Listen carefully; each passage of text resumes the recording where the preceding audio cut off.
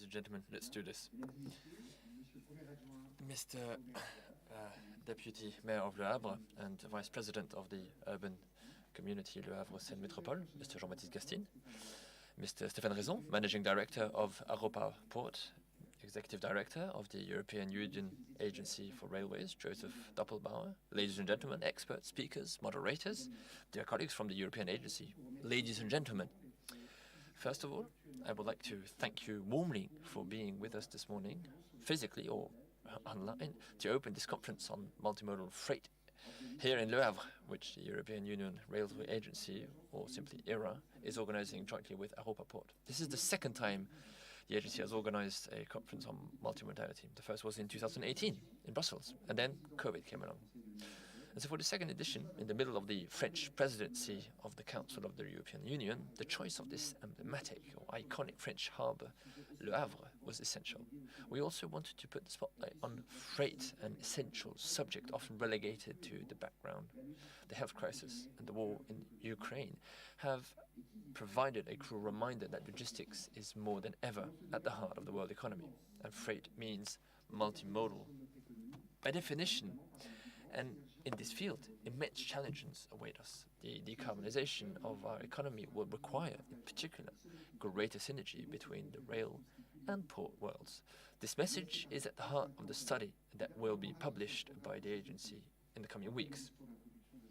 So after the introductory speeches by Jean-Baptiste Gastine and Joseph Doppelbauer, but also Stéphane Raison, we will have the pleasure to listen to a video message from Ralph Charlie Schulze, President of the International Union of Combined Road Rail Transport. And then we will move to the first panel on the day,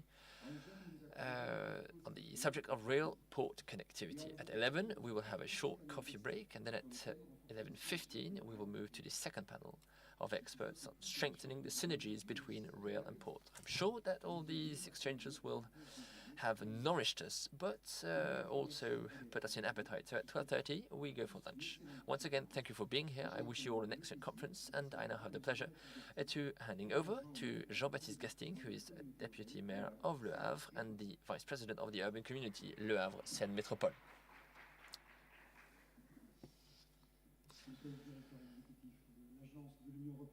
Mr. Doppelbauer, Mr.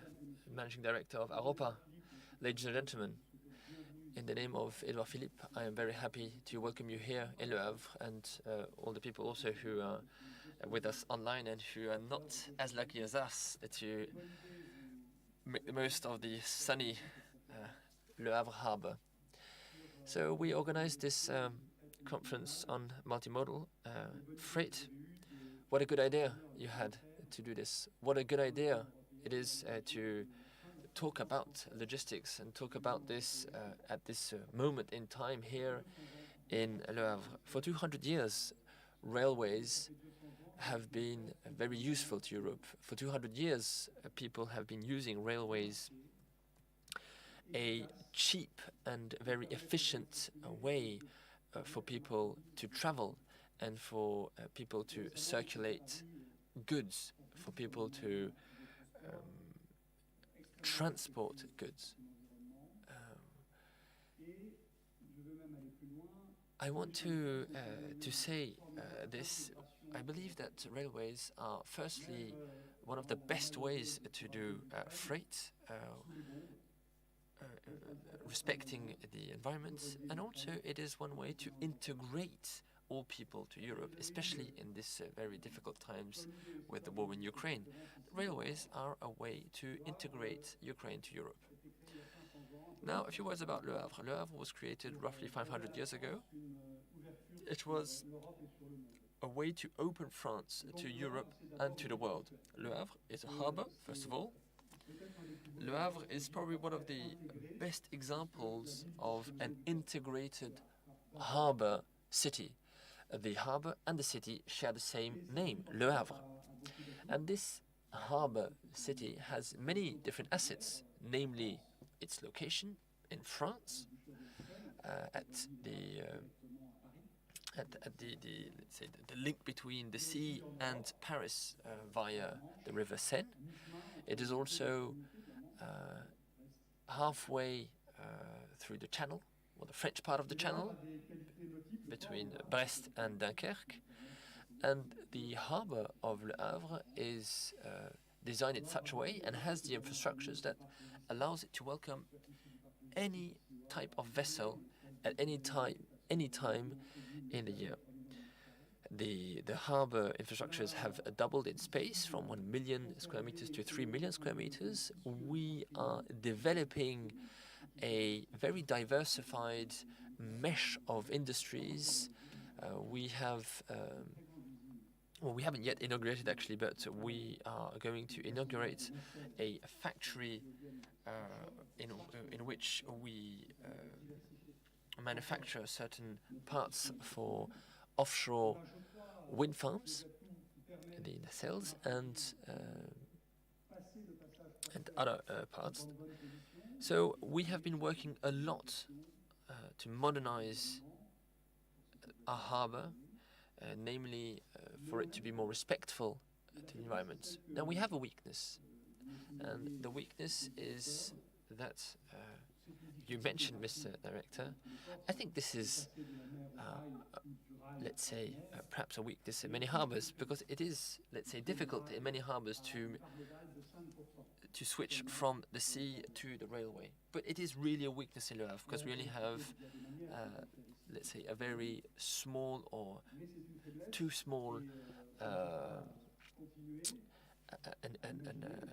let's say, the way we organize a switch in Le Havre is not yet optimal. So we need to improve this. Now, we are very ambitious in this respect, and as the director of HAROPA will say this, we are going to multiply twofold the size of our rail infrastructure in the harbour. It wasn't possible to do so in the near past, actually. Only 15 months ago did we inaugurate a new railroad, and actually thanks to the EU. The EU funded up to 70 million euros the connection between Le Havre and Paris, and obviously from Paris then to the east of France, the south of France, the east of Europe, and the south of Europe. Now, this is what we call the cercueil giseurs. So Cercueil and Giseurs are two very small towns in France, but they are the two end stations of this railway. So I really want to thank the EU for contributing in this huge project, which was very important for Le Havre, for the region Normandy, for France, and for Europe. I won't take up any more of your time. I wish you all a very fruitful conference. I hope that we will, thanks to your discussions, thanks to everything that we will learn from you, we will find new ideas to develop the harbour even more. I hope that you will be able to take the time to discover Le Havre. So with this, have a nice day, and thank you very much for bearing with me.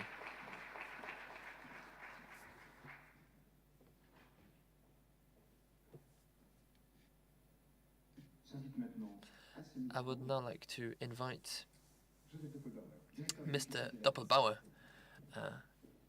for his opening speech. Thank you, Cyrielle. Hello, everyone.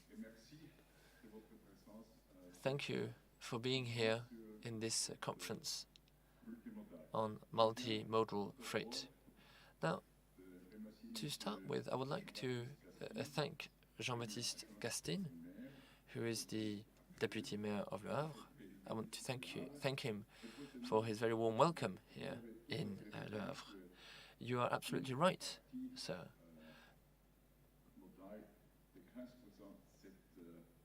The 15% modal part of the harbour is indeed very weak. In Europe, we have, let's say, only 17%. So we also have, at the level of Europe, a lot to do to improve this. I also want to thank Stéphane Raison and his teams for their collaboration for organizing with us this conference. When we decided that we wanted to organize this conference, HAROPA Port immediately joined us in making this possible, and they have been very enthusiastic in working with us, and this has been a very great experience for us. Now, sharing their experience, sharing their vision is very important, and I believe that we will today together spend very interesting moments. We have so much to do. We have so much to take into account. The post-COVID era is a very complex one. At the level of the EU, DG Move, there are not that many experts of multimodality. And next week, we organize a very important event in Lyon, Connecting Europe. And on behalf of our colleagues of Move, I want to say that we are sorry they could not come. They have to indeed prepare this event in Lyon next week. Now, since I have been in charge of the European Union Agency for Railways, our organization has underwent a certain number of substantial changes. Last week, we celebrated our third anniversary as the governing body of a railway in Europe.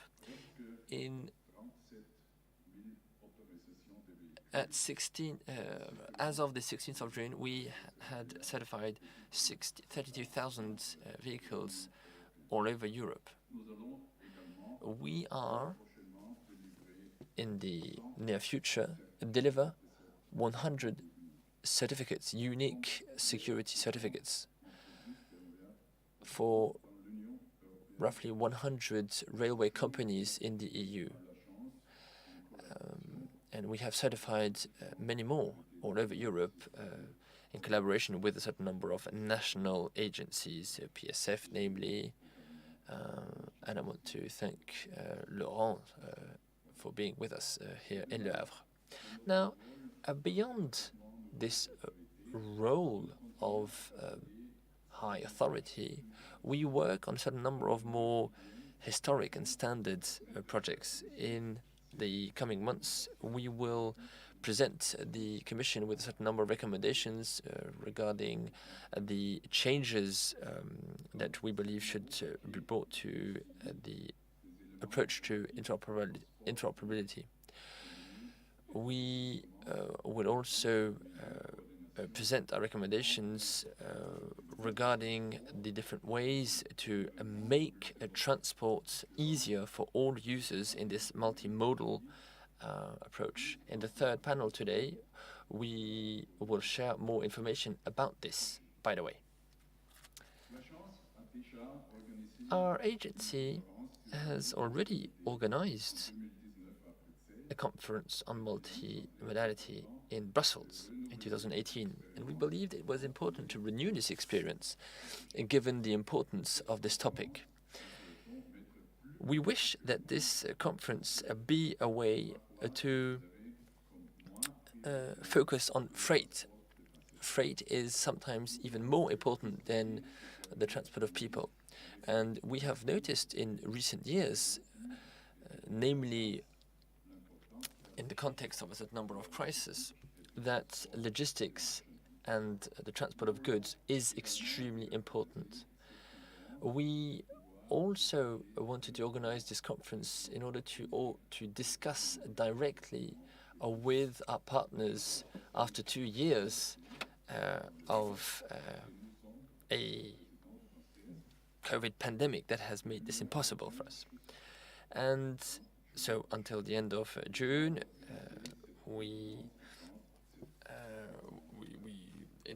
until the end of June, France has the presidency of the EU, and it is a great joy and honor for us to organize this conference in France. we want this to be a very big event of transport. And to organize this with HAROPA Port, we believe that this will obviously be a big success. HAROPA Port does indeed represent a very important part of freight in France. Le Havre is the best part possible for the agency. Now, why is multimodal transport so important? The EU wants to become the first carbon neutral economy by 2050. In order to achieve this objective, this goal, we will have to work hard in order to reduce CO2 emissions. And this, given the fact that transport is the biggest emitter with 25% of emissions in the EU, we therefore need to work on this topic. Our colleagues from the agency in charge of environment have set a certain number of objectives, and we have achieved the objectives that were set for 2020. Now, the sector of transport is the only one that has not achieved this objective, and it actually is the only sector with which is still increasing in terms of emissions. So we really need to work hard in order to reduce our emissions by 90% by 2050. This objective has been set by the European Union. Let me remind you. Now, European transport, be it the transport of people or goods, will play a very important role in achieving these objectives. Now, it won't be possible for this sector to play its role if it is not integrated in a multimodal meshing. Railways have a certain number of advantages compared to other means of transport, and therefore the multimodal approach is the best approach. We need to multiply twofold, threefold the transports, the high-speed transport, high-speed rail transport, and the freight, railway freight. The transport also plays, let's say, a very important part when it comes to GHGs. The emissions of GHGs have diminished by 60% in the 1990s and in the beginning of the millennium. Now, in 2020, over 80% of railways were electric and 40% using renewable energies. Railways are the only transport mode that has diminished its emissions and they only represent 0.4% of the emissions at the level of the whole sector.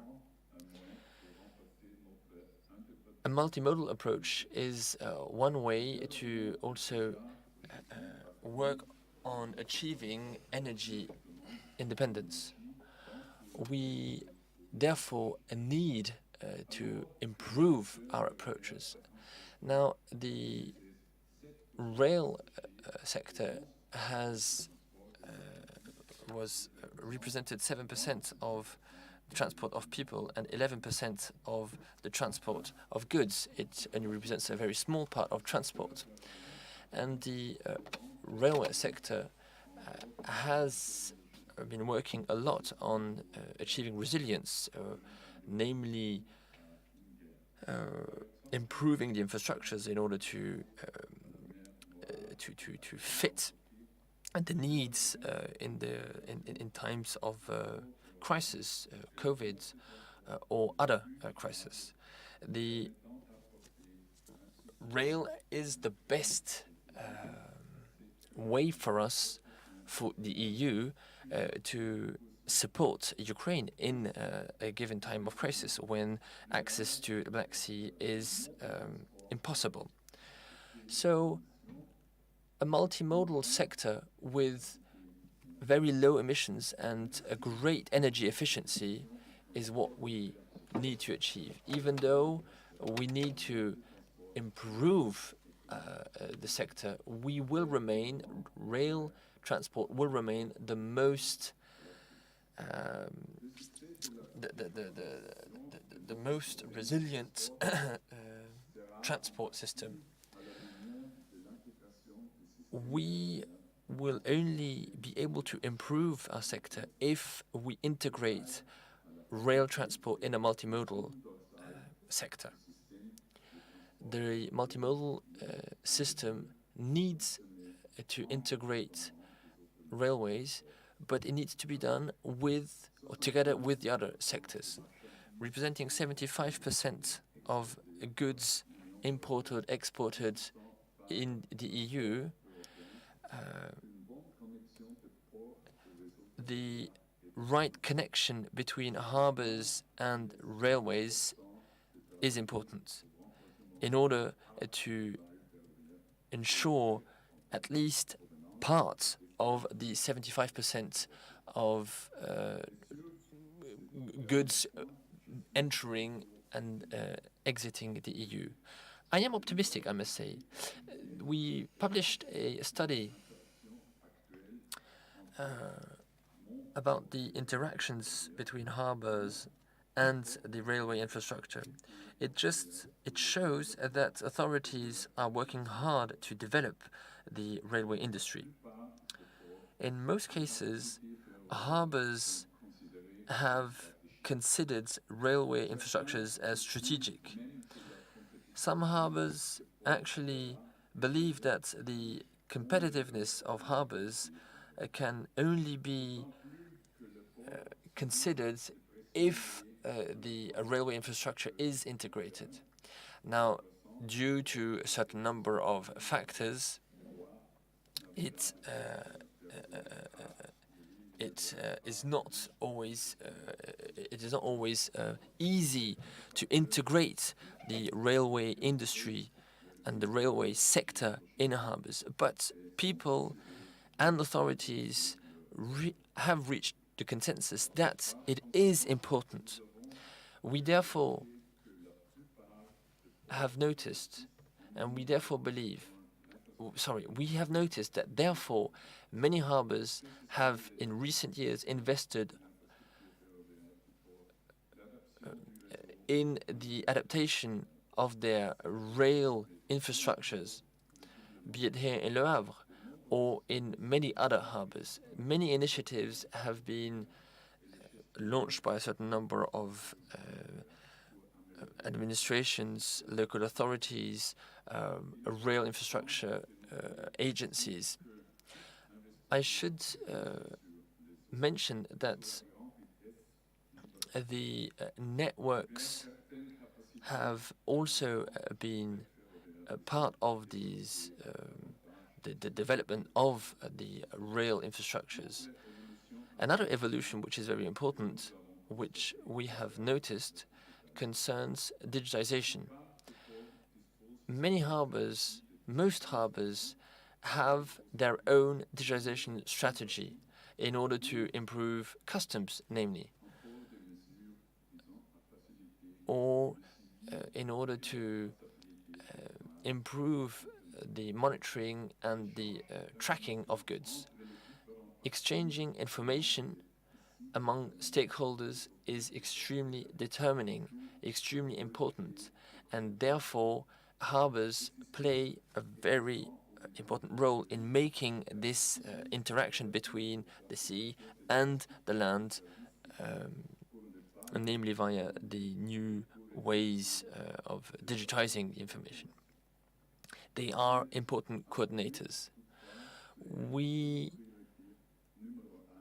clearly believe that the first priority is developing the rail infrastructure, because even though digitalization is very important, if you do not have the right rail infrastructure, the ports and the rail and the rail network cannot interact.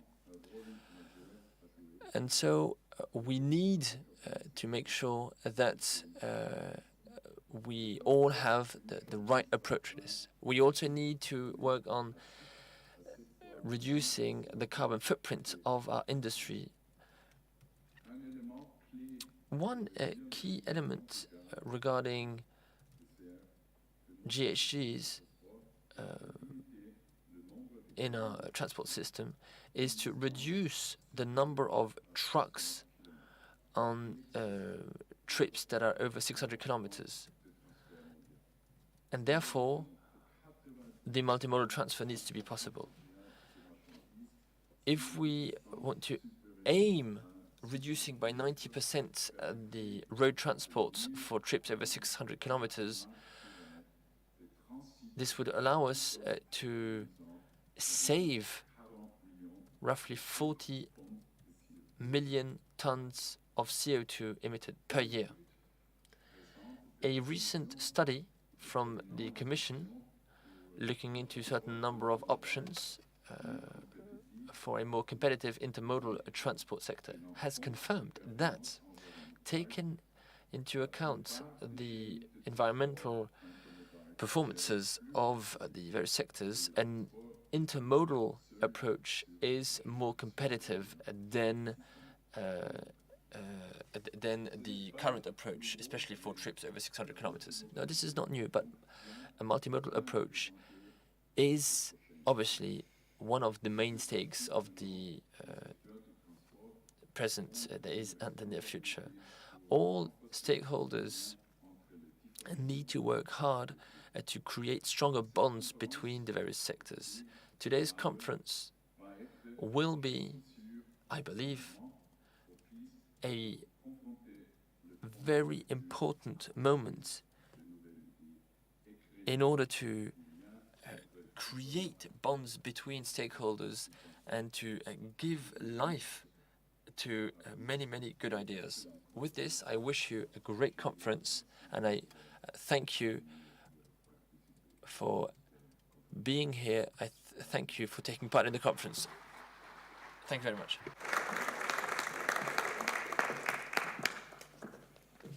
Merci beaucoup, Joseph. Thank you very much, Joseph, and thank you very much for making us the honor of a speech in French. And now I would like to call Monsieur Stéphane Rozon, Director of HAROPA Port. And it seems to be working fairly well. Yes, we're going to change the way we present. So I've got a few slides here. Mr.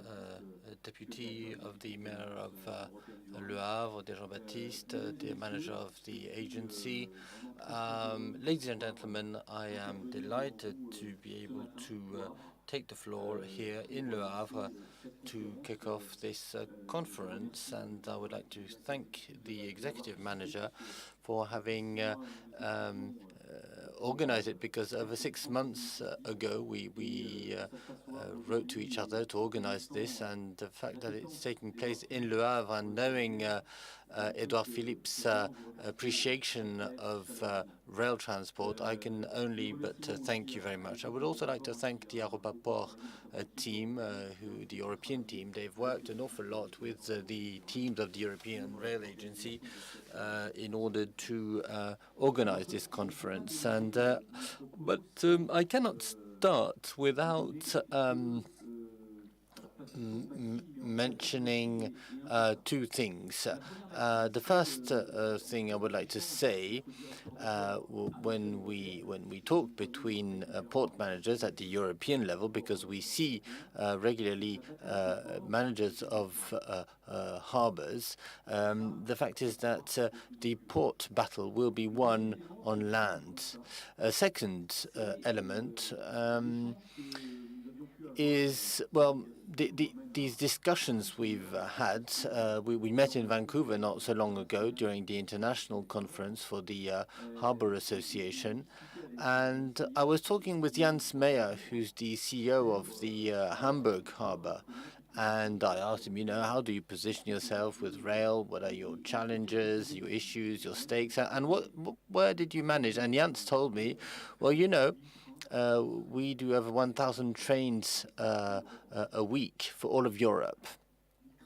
So 1,000 trains a week, when we compare what we can do, we have about 80 round trips for the combined. So we're very far from what Hamburg did. So Hamburg is a European reference in rail.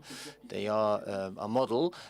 We have other references for waterways, but it is true that 4% of modal for intermodality for railways is not enough, and therefore we're going to have to make progress. Why make progress? Well, because the world of containers has changed.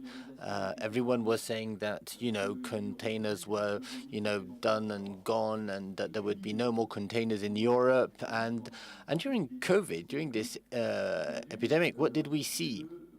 Well, we saw the volume of containers in north of Europe increase by 13% last year. The European harbors, let me remind you of the volumes. Rotterdam, 15 million. Hamburg, 13 million. Antwerp, 12 million. We are at 3 million, and the absolute record was last year. And about 50 million, imagine 30% of 5 million, that's 6.5 million. And that came or left Europe. 6.5 million is a little bit less than the capacity of some harbors. So from one year to another, in terms of infrastructures, we need to find the equivalent in Europe. Now, behind this, we have huge challenges, and we must be able to get these containers, and we need to work on massification. It is obvious that 6.5 million compared with road transport means congestion. It's guaranteed.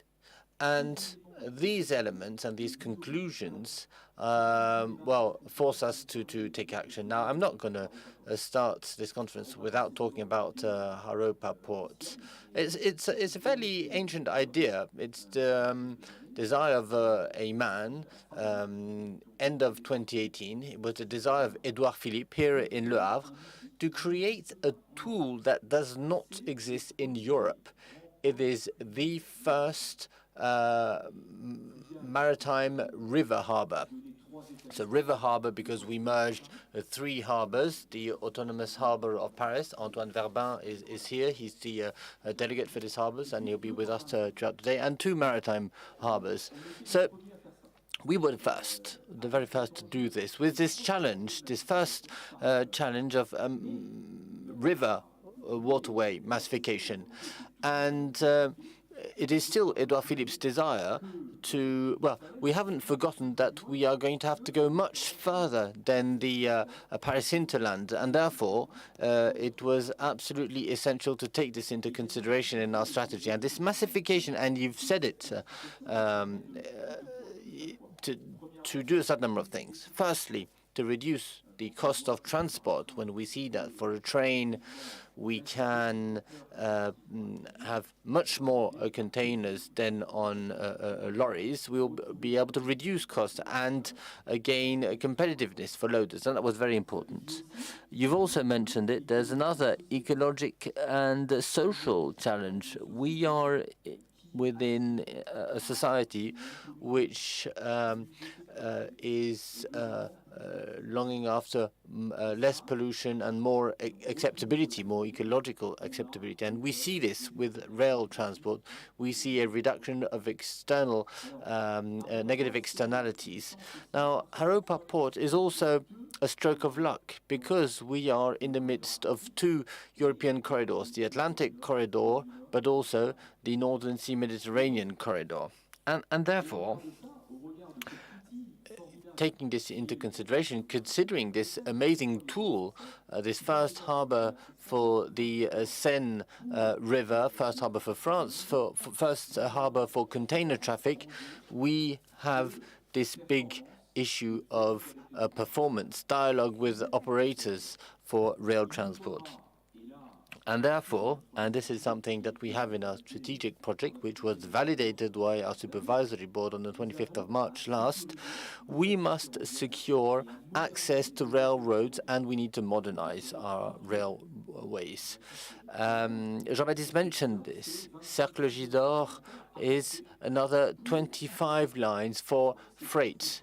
This is what we see on the national level, but on our side, for our harbor railways, we need to improve the situation. We must also work on the fact that everywhere we'll go, the network must carry on existing.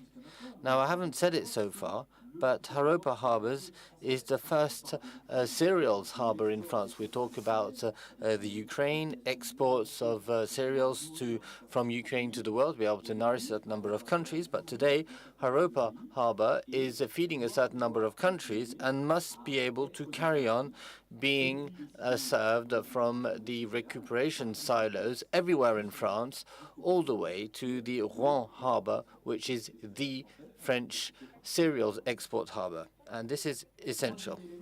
Third element, and not the least, which is the bypassing of the Île-de-France region. It is an extreme constraint in terms of combination, because today combined terminals are, well, we don't have very many. We only have 4 of them. 2 on HAROPA Port platforms in Gervilliers and Bonneuil, and we have 2 others, one very important, Valenton, east of Paris, and the one of Bonneuil-sur-Marne. And the capacity of these terminals is basically limited to 500,000 equivalent 20-foot, when the market of containers is above 2.5 million equivalent 20-foot containers. And therefore, we must, on the one hand, for us, because the network of the French network is such that we must go through Paris, and therefore we must be able to cross Paris. And here we have conflicts with passenger transport, and freight must regain its position in order to be able to cross Paris. And then we have transport, combined transport platforms, which give a starting point at HAROPA Port here in Le Havre, and find us a point at the very end, because it is fine to have combined trains to go somewhere, but it is important to be able to receive them. And this will be the challenge for the years to come. And this is something that we see in the National Railway Plan, which was published and presented by the Minister Djebari in September last. Combined transport platforms are essential for the development of our harbor. We are working on a certain number of platforms, not to mention them, but we're working on Orléans. Orléans, one example, between 100 and 150,000 equivalent 20-foot of market around the city of Orléans, which is a big city. And today, it is impossible to be able to reach Orléans by train or to serve this region. And so with SNCF Réseau, we must very quickly be able to develop this network of a platform. And so we cannot talk about railway freight transport without mentioning the partnerships we've had. Because there is a freight service action center, and we work with SNCF Réseau on the quality of the lines, on the connections, the itineraries that we may build from the port of Le Havre, from Rouen to all of France. And we must also look at the different questions of size and platform also. But beyond all of that, we are also working on other issues. Transport of reefer containers. How can we still think in 2020 that the first platform for exchange of consumption goods, so Rungis in France, be not supplied by train, and the lion's share of products for Rungis coming from the world leave Rotterdam by truck, by lorry. This is the problem of France. This is our reality today. And so we have the desire to become, once again, we are already the first reefer French harbor, but we want to be able to work on temperature in order to be able to serve these regions by rail and quickly. Now, of course, considering our position as a major maritime harbor, we are working on valorizable products, building material, decommissioning material, in order to ensure that the use of iron be ideal. And then new or old platform, we connect them to the rail network. Some weeks ago, Antoine Berdin was starting the HAROPA Port connection, not far from the confluence of the Seine and the Oise River. And this harbor that we would like to build west of Paris will also be connected to railways. And therefore, you can see an awful lot of work, a lot of thinking has been carried out with the French government in order to be sure that we may double our modal share in rail transport. And if we can do more, of course, we will be delighted. Now, the results are already here. If we take combined lines, because today and for a few years now, we have been we went to Chalon-sur-Saône, Lyon, and Bordeaux. We have also developed new connections, so new frequencies for Chalon-sur-Saône, for Bordeaux, for Vierzon. And so basically, these are elements that note the relevance of chargers, loaders, because loaders want a different carbon footprint. And therefore, the more we will be able to increase with these operators with whom we work on a daily basis, the more we can offer new services, new destinations, the better it will be for loaders. Now, this is a positive result. 14,000 EVPs carried out multimodal terminal last year. This was, of course, this year we hope that we will be able to carry on developing this, because for the Havre multimodal hub, we provide a certain number of complementary services, new services. Now, I will not dwell much longer on this. I would just like to mention that maybe we are at the beginning of a new adventure. We are at the very beginning of something which is extremely important for us. It is very important for us to have this massification. The world is changing. This is the post-COVID world. This is the world of tomorrow. Everyone wants something new, something different. Every day, loaders come to us for more multimodal solutions. And I believe that today's conference can, and you've said it, executive manager, new ideas, new extremely important exchanges in order to be able to make progress even faster and to increase multimodality of French harbors and European harbors. So have a lovely day. Thank you very much for your attention.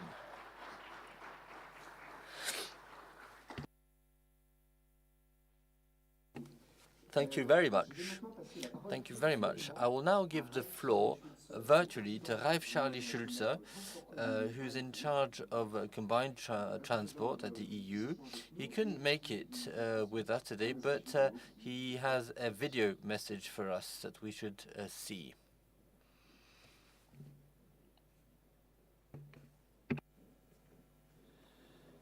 Mesdames et messieurs, bonjour.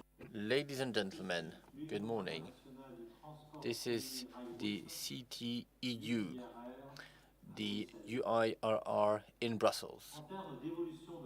In terms of evolution of volume, combined transport is faring fairly well. In 2021, road rail shows an increased volumes, plus 11% of tons per kilometer and 8.5% of jobs. The sector has reached performance levels that are historical. In 2021, the members of UIRR have reached 10 million of equivalent 20 foot. In France, the September plan to relaunch rails is very ambitious.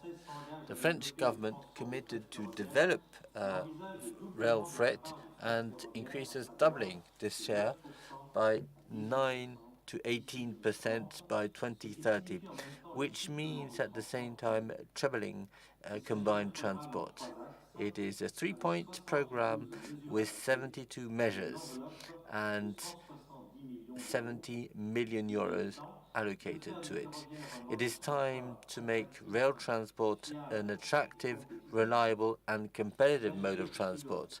We must act on all the potential of rail freight, developing the different segments on the market, and eventually we must invest in the French rail network in order to support and make growth possible. In other words, we must modernize and adapt the infrastructures. Now, as was said during the conference on combined transport at the beginning of the month, we must valorize combined transport and multimodality. And to do so, the key elements are internalization of external costs, energy-saving certificates, and company social responsibility. Priority must be given to combined terminals for continental traffic, but also for maritime traffic, whether for the hinterlands or the harbors. This being said, the French relaunch program comes perfectly well within the framework of the European context. Let's not forget that in Europe, transport is responsible for 25% of CO2 emissions, and it is the only sector which hasn't stopped increasing its emissions since 1990. All the other sectors managed to reduce their share. Energy efficiency is between 50 and 60% superior to road, and the carbon footprint is up to 90% lesser than the road solution. These figures are the result of two studies carried out within the framework of the City for Europe, zero carbon multimodal transport is possible. Zero carbon in rails, zero carbon in terminals, zero carbons for reaching the road, and zero carbon after roads. We should not wait. In order to reach the targets of the European Green Deal, we must reduce CO2 emissions by 55% by 2030. And this is what we call the Fit for 55 program, and we must reach carbon neutrality by 2050. As for rails, we must double the share by 18% in Europe by 2050, and we must double the share of rails, which means at the European level, trebling transport, combined transport. In 2022, we have a momentum in Europe, and we must not miss the boat. The Green Deal, the European Climate Law, the DG Move communication on smart and sustainable mobility strategy sets the framework for the future. The Commission is preparing a series of legislative proposals beyond the TEN-T that are already under discussion in the European Parliament's Tran Committee. These include the Combined Transport Directive, the Directive on Weights and Dimensions of Road Vehicles, the Rail Freight Corridors Regulation, as well as new legislation to harmonize the measurement of CO2 emissions. All actors in the supply chain must work together. The different modes of transport need to be integrated in the supply chain at the right place and at the right time. Ports play a key role in this, and their connectivity with other modes of transport is essential. In achieving these ambitious goals, the ERA also plays a key role both in terms of interoperability, and I specify physical interoperability and also digital interoperability, and in terms of security. As I cannot be with you today, I wish you an excellent meeting in Le Havre. Where transport is unavoidable, let us advocate modal shift solutions and do our utmost together to improve quality. Let us continue our efforts. Let's be even more ambitious. Let's dare cooperate. Let's dare combine. Thank you very much for your attention.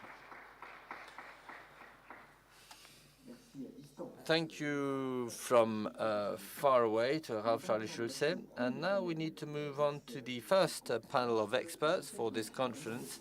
And I would like to call on stage Laurence Zemer from CFL Cargo Group, Laurent Cebulski from the EPSF, Eric Champerol, manager of Navigant Cargo, Danny Mansholt from the Hamburg Port Authority, and I would also like to call my colleague from the agency, Idriss Pagan, to moderate this panel. Maybe a few words just to say that we will certainly have questions from the public during the panel, and to do so you are invited to use the microphones in front of you.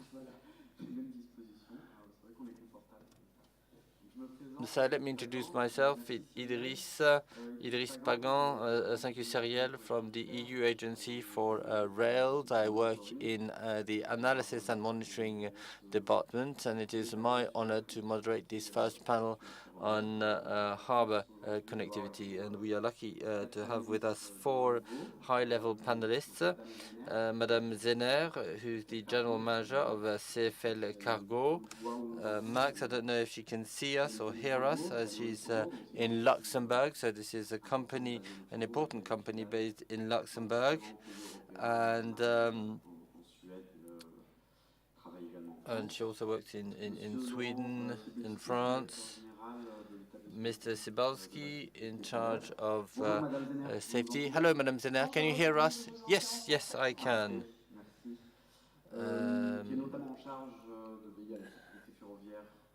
And she's in charge of safety on the rail network, including harbours. Monsieur Champerol, manager of Navigant Cargo, a member of UIR, and a leading company in combined transports, and with many activities in France and Europe, and we'll get his opinion very soon. And Daniel Mansholt, who's in charge of rail development for the Hamburg Port Authority. Monsieur Stéphane Raison mentioned Hamburg as one of the models, and I do believe that they have one of the most important rail share in transport, over 50%, I think, and so it is one of these emblematic cases in Europe, and to be able to share his experience today, I believe, is going to be extremely important. Now, before I give them the floor, maybe a few words on the study we carried out, and which should be published soon after this conference. As Cyrielle said, we will be using everything we can to reinforce the possibility, and we will try and discuss with many harbors in Europe, river harbors, sea harbors of different size, and we believe it is obvious that harbor efficiency depends an awful lot on their capacity to optimize different links, whether a river, road, or a harbor. And I believe that, yes, the battle will be won on land, and this is a key element very clearly for this study. I would also like to confirm the 2 optimistic notes by Monsieur Doppelbauer and Monsieur Raison. All the harbors with whom we discussed do have rail infrastructures, which is a good piece of news. 80% with a direct link to the national rail network of the different governments where they are positioned, and even more optimistic, 80% of these harbors with whom we are in touch do have plans, more or less elaborate, to develop the rail modality. And the question is, how can we increase this capacity, and how can we use more and better the existing infrastructures? So I will start by moving to the screen. Well, I see the screen up here and down there anyway, but I'll look this way, right? So I would like to welcome Mrs. Zenner, who will talk to us from Luxembourg. So thank you very much for being with us. I hope you are well and that everything is fine in Luxembourg. So you are managing director of CFL Cargo. Goods come from various ports, Hamburg, namely, and other ports in Europe, namely Göteborg.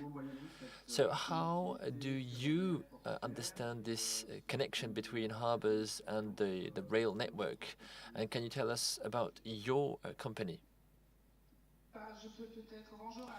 Yeah, hello everyone. Well, to start, I would like to thank you for allowing me to take part in this event. Unfortunately, it wasn't possible for me to come to Le Havre today, so thank you very much for making it possible for me to take part online. So perhaps a quick presentation of what we do and who we are. So we are part of the freight activities, CFL freight activities.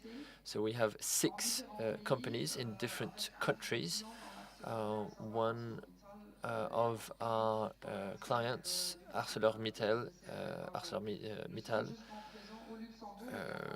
So we are in Luxembourg. We only have a very small river harbor in Luxembourg, so we're not too close from the sea. We are also present in France, Germany, Sweden, Denmark, and we also have a certain number of maintenance workhouses in Luxembourg and Denmark. So concerning our activities, well, we work in Luxembourg and the great region of Luxembourg, but we also work abroad with various intermodal trains that we operate, namely for the intermodal operator who is within our group. So these are all the intermodal trains from Bettenberg. And as you mentioned, Mr. Parent, is also, we are present in Sweden with a close link with the harbor of Gothenburg.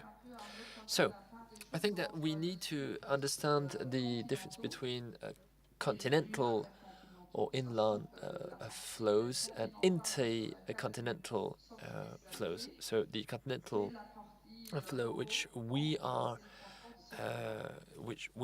let's say, experts in, is the ro-ro transport. And then for the international transport, we talk here about containers. So these are 2 markets with very different logistics needs. So when you transport trailers, well, the transport needs is roughly 2 to 4 days, right? If you take the trips, to give you an example, so we do trips from Luxembourg and Italy, or Italy and Turkey, so it's roughly 2 to 4 days. Spain, Scandinavia, with a bit of a smell, so 2 to 4 days. And so when we do intercontinental links, so Asia, America, so we do containers, and the timeline is closer to 6-8 weeks. But this is also depending on the needs of our clients. So to give you some more information about the harbors with whom we work, and so directly,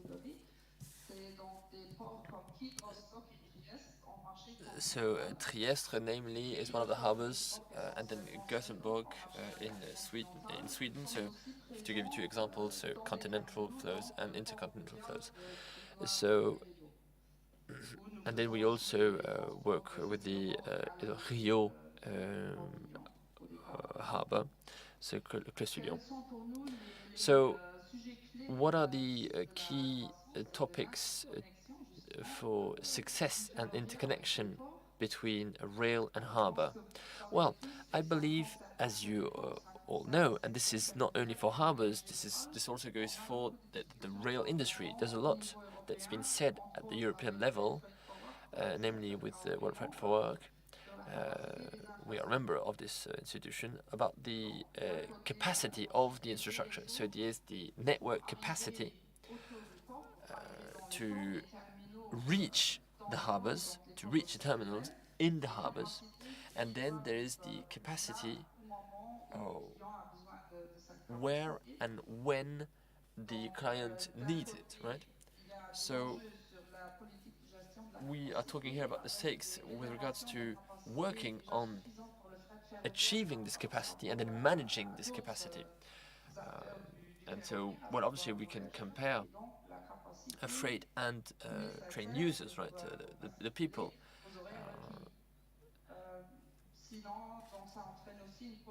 And so, yeah, this requires a European coordination, which is not always that easy.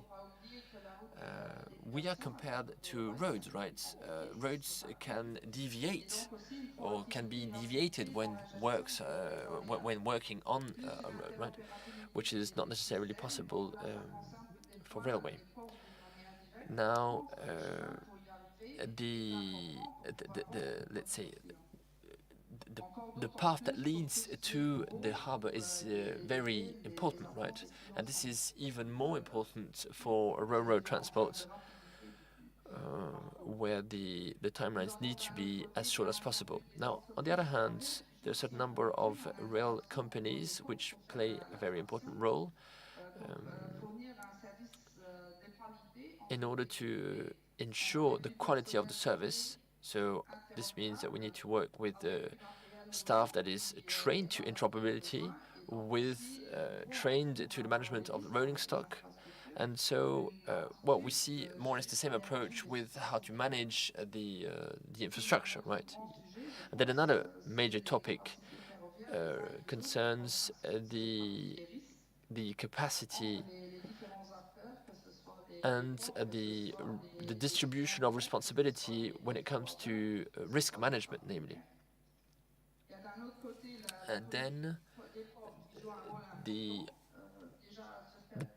harbor policies are also very important with regards to the markets that they want to position themselves on.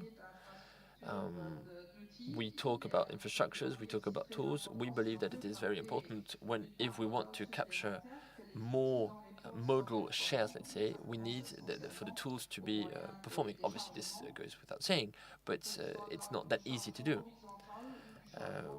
When it comes to, namely, to the loading infrastructures.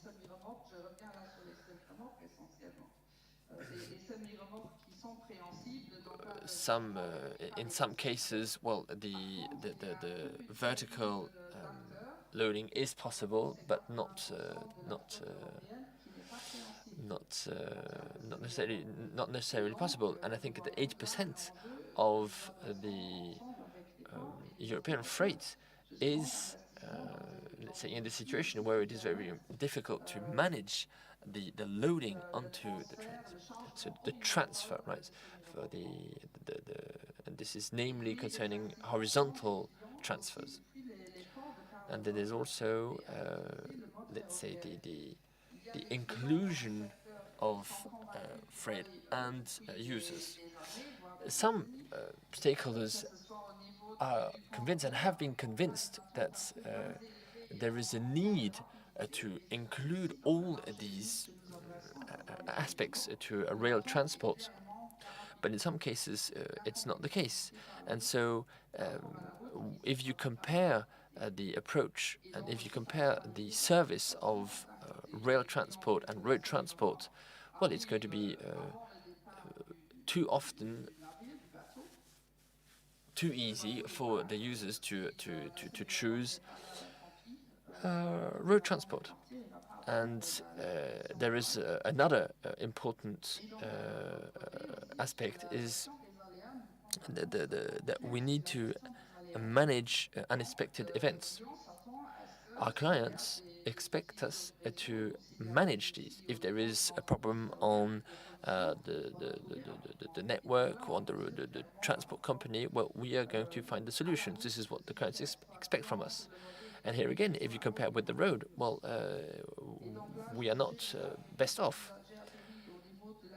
So, and I talk about the conviction of clients now. I believe that we still need to work a lot with our clients to highlight and insist on the advantages of rail transport with the connection towards sea transport and also with the railroad. But then we also need to talk about the limits of rail transport. There are a certain number of advantages, but there are a certain number of limits also, or limitations. And then we also need to work a lot with regards to the commitment over time. Short orders with the short timelines let's say, are not that easy to manage, right, on the long run. And so these are, I believe, the various aspects that we need to consider if we want to achieve this growth. Well, thank you very much. I guess that's, well, you're right that these are a certain number of issues that are certainly going to be tackled several times today. Thank you very much, Mrs. Zenner, for taking part, and we'll come back to you with a certain number of questions at the end of the roundtable discussion. So we also wanted, in the frame of this conference, to hear from, let's say, the legal side. And so I'd like to call Laurent Cybulski to give us a bit of theory and practice, if I understand correctly, what we discussed before the conference. So in the French example, let's say the legal frame for rail infrastructures in harbors is specific. So can you tell us more about the legal frame and tell us how you ensure rail safety? So you have the floor. Well, thank you very much. Hello, everyone. Thank you very much for having me today. Yeah, so I'll perhaps start with a bit of history. So I'm not going to go too far back in time, but only 16 years, which is an eternity, right, in our sector. So 2006, back in 2006, we were at the second railway package with the creation of a certain number of national agencies. So we were talking at the time, we talked about the national rail network, but then we also had other networks, right, alongside the national rail network. So in 2007, a new law was voted concerning harbors, and with a decree, and so this decree led to 7 major harbors and 2 autonomous harbors who, let's say, entered the standard European legal frame, and so I'm going to explain what this means in terms of authorization. So the harbors are Dunkerque, Rouen, Le Havre, Saint-Nazaire, La Rochelle, Bordeaux, Marseille, Paris, and Strasbourg. So when they entered the decree, so this is the comparable network decree, so this meant that as any infrastructure managers, they needed to have the safety certification from the National Safety Institution, PSF, and this was based on 2 aspects. So approving the RSE, so the operation security rules, let's say, and a certain number of other operational or operation-related rules. So these 9 ports became infrastructure managers. So this represented roughly 820 kilometers of network, a certain number of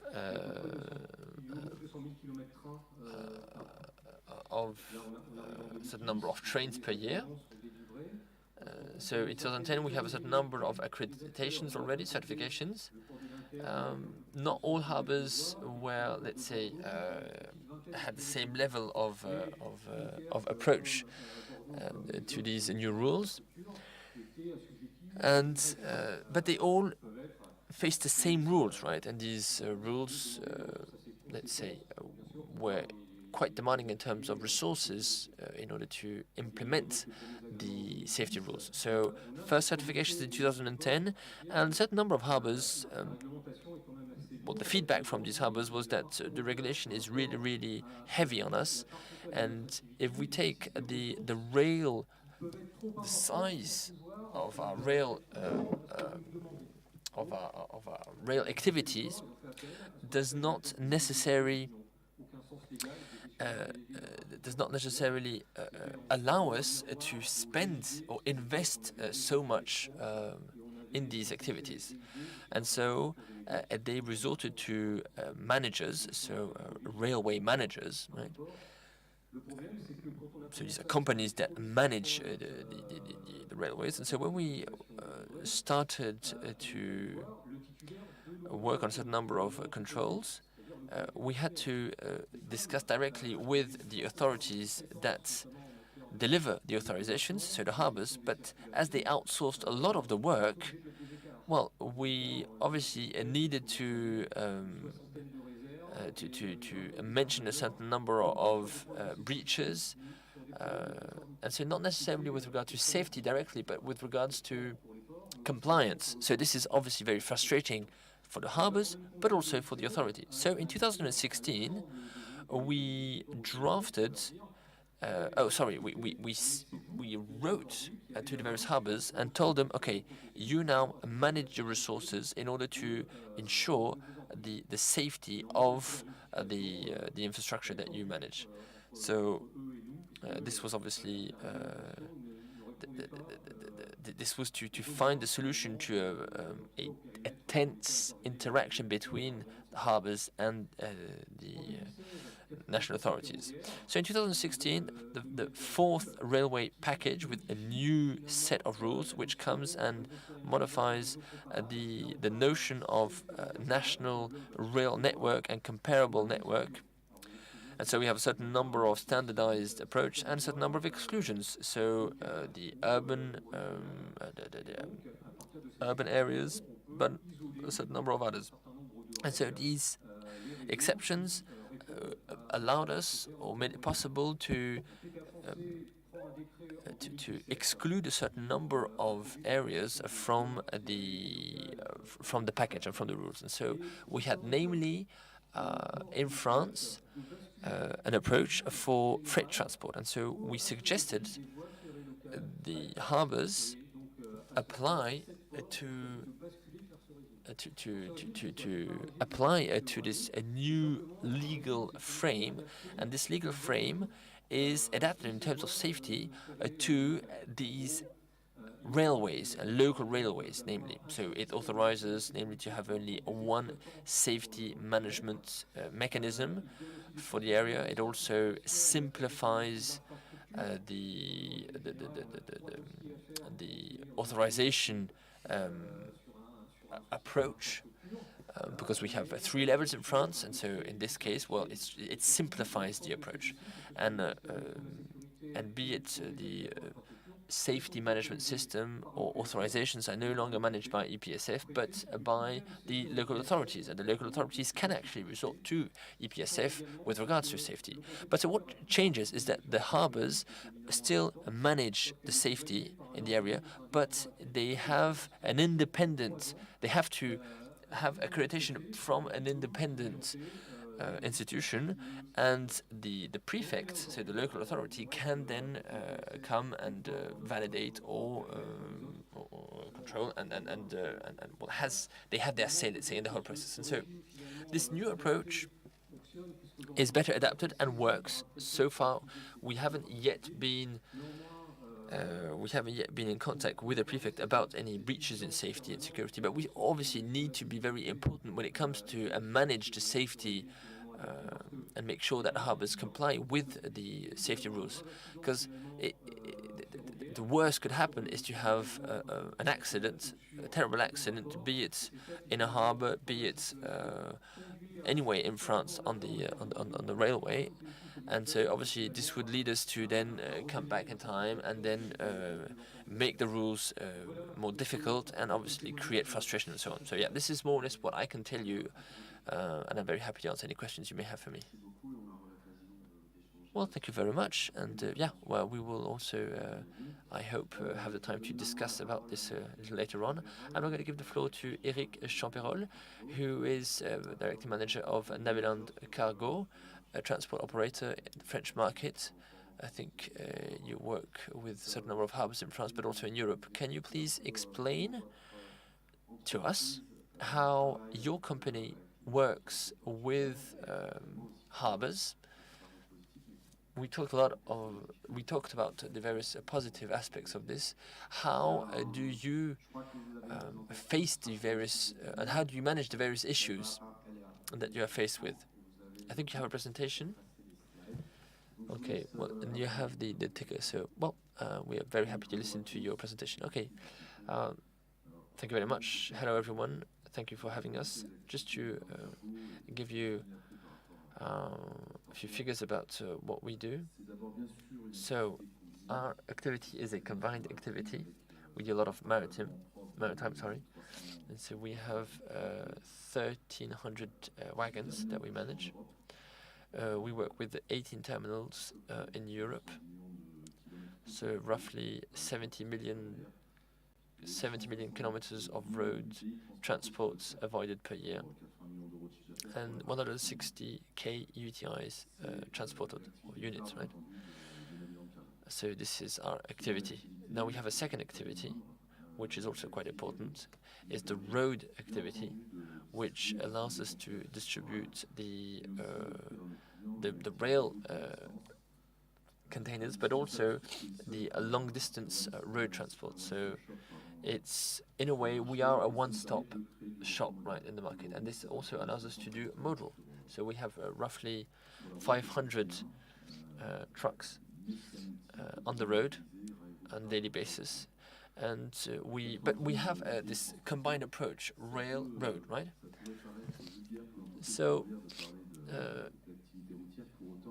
it could seem a bit odd to talk about the road activity, especially when you are a rail logistics company, but it is very important because the road market has allowed us, namely financially, to develop the rail activity, and without the road activity we wouldn't have been able to develop our rail activity. Then we also work on the different types of eco-friendly fuels, but the thing is that the trains cannot work without the trucks, so we need to develop this multimodality. And anyway, then the last activity, so this is storage capacities. We have a storage facility of roughly 11,400 EVPs in our 7 Naviland terminals. And what is good is that when you come to Naviland, you can deposit your container anywhere you want, and we will make sure that it gets to where it needs to get in a safe state and in good time. And so we have a very interesting network which allows us to manage the connections between the various sites. So we have green points you can see here, where we do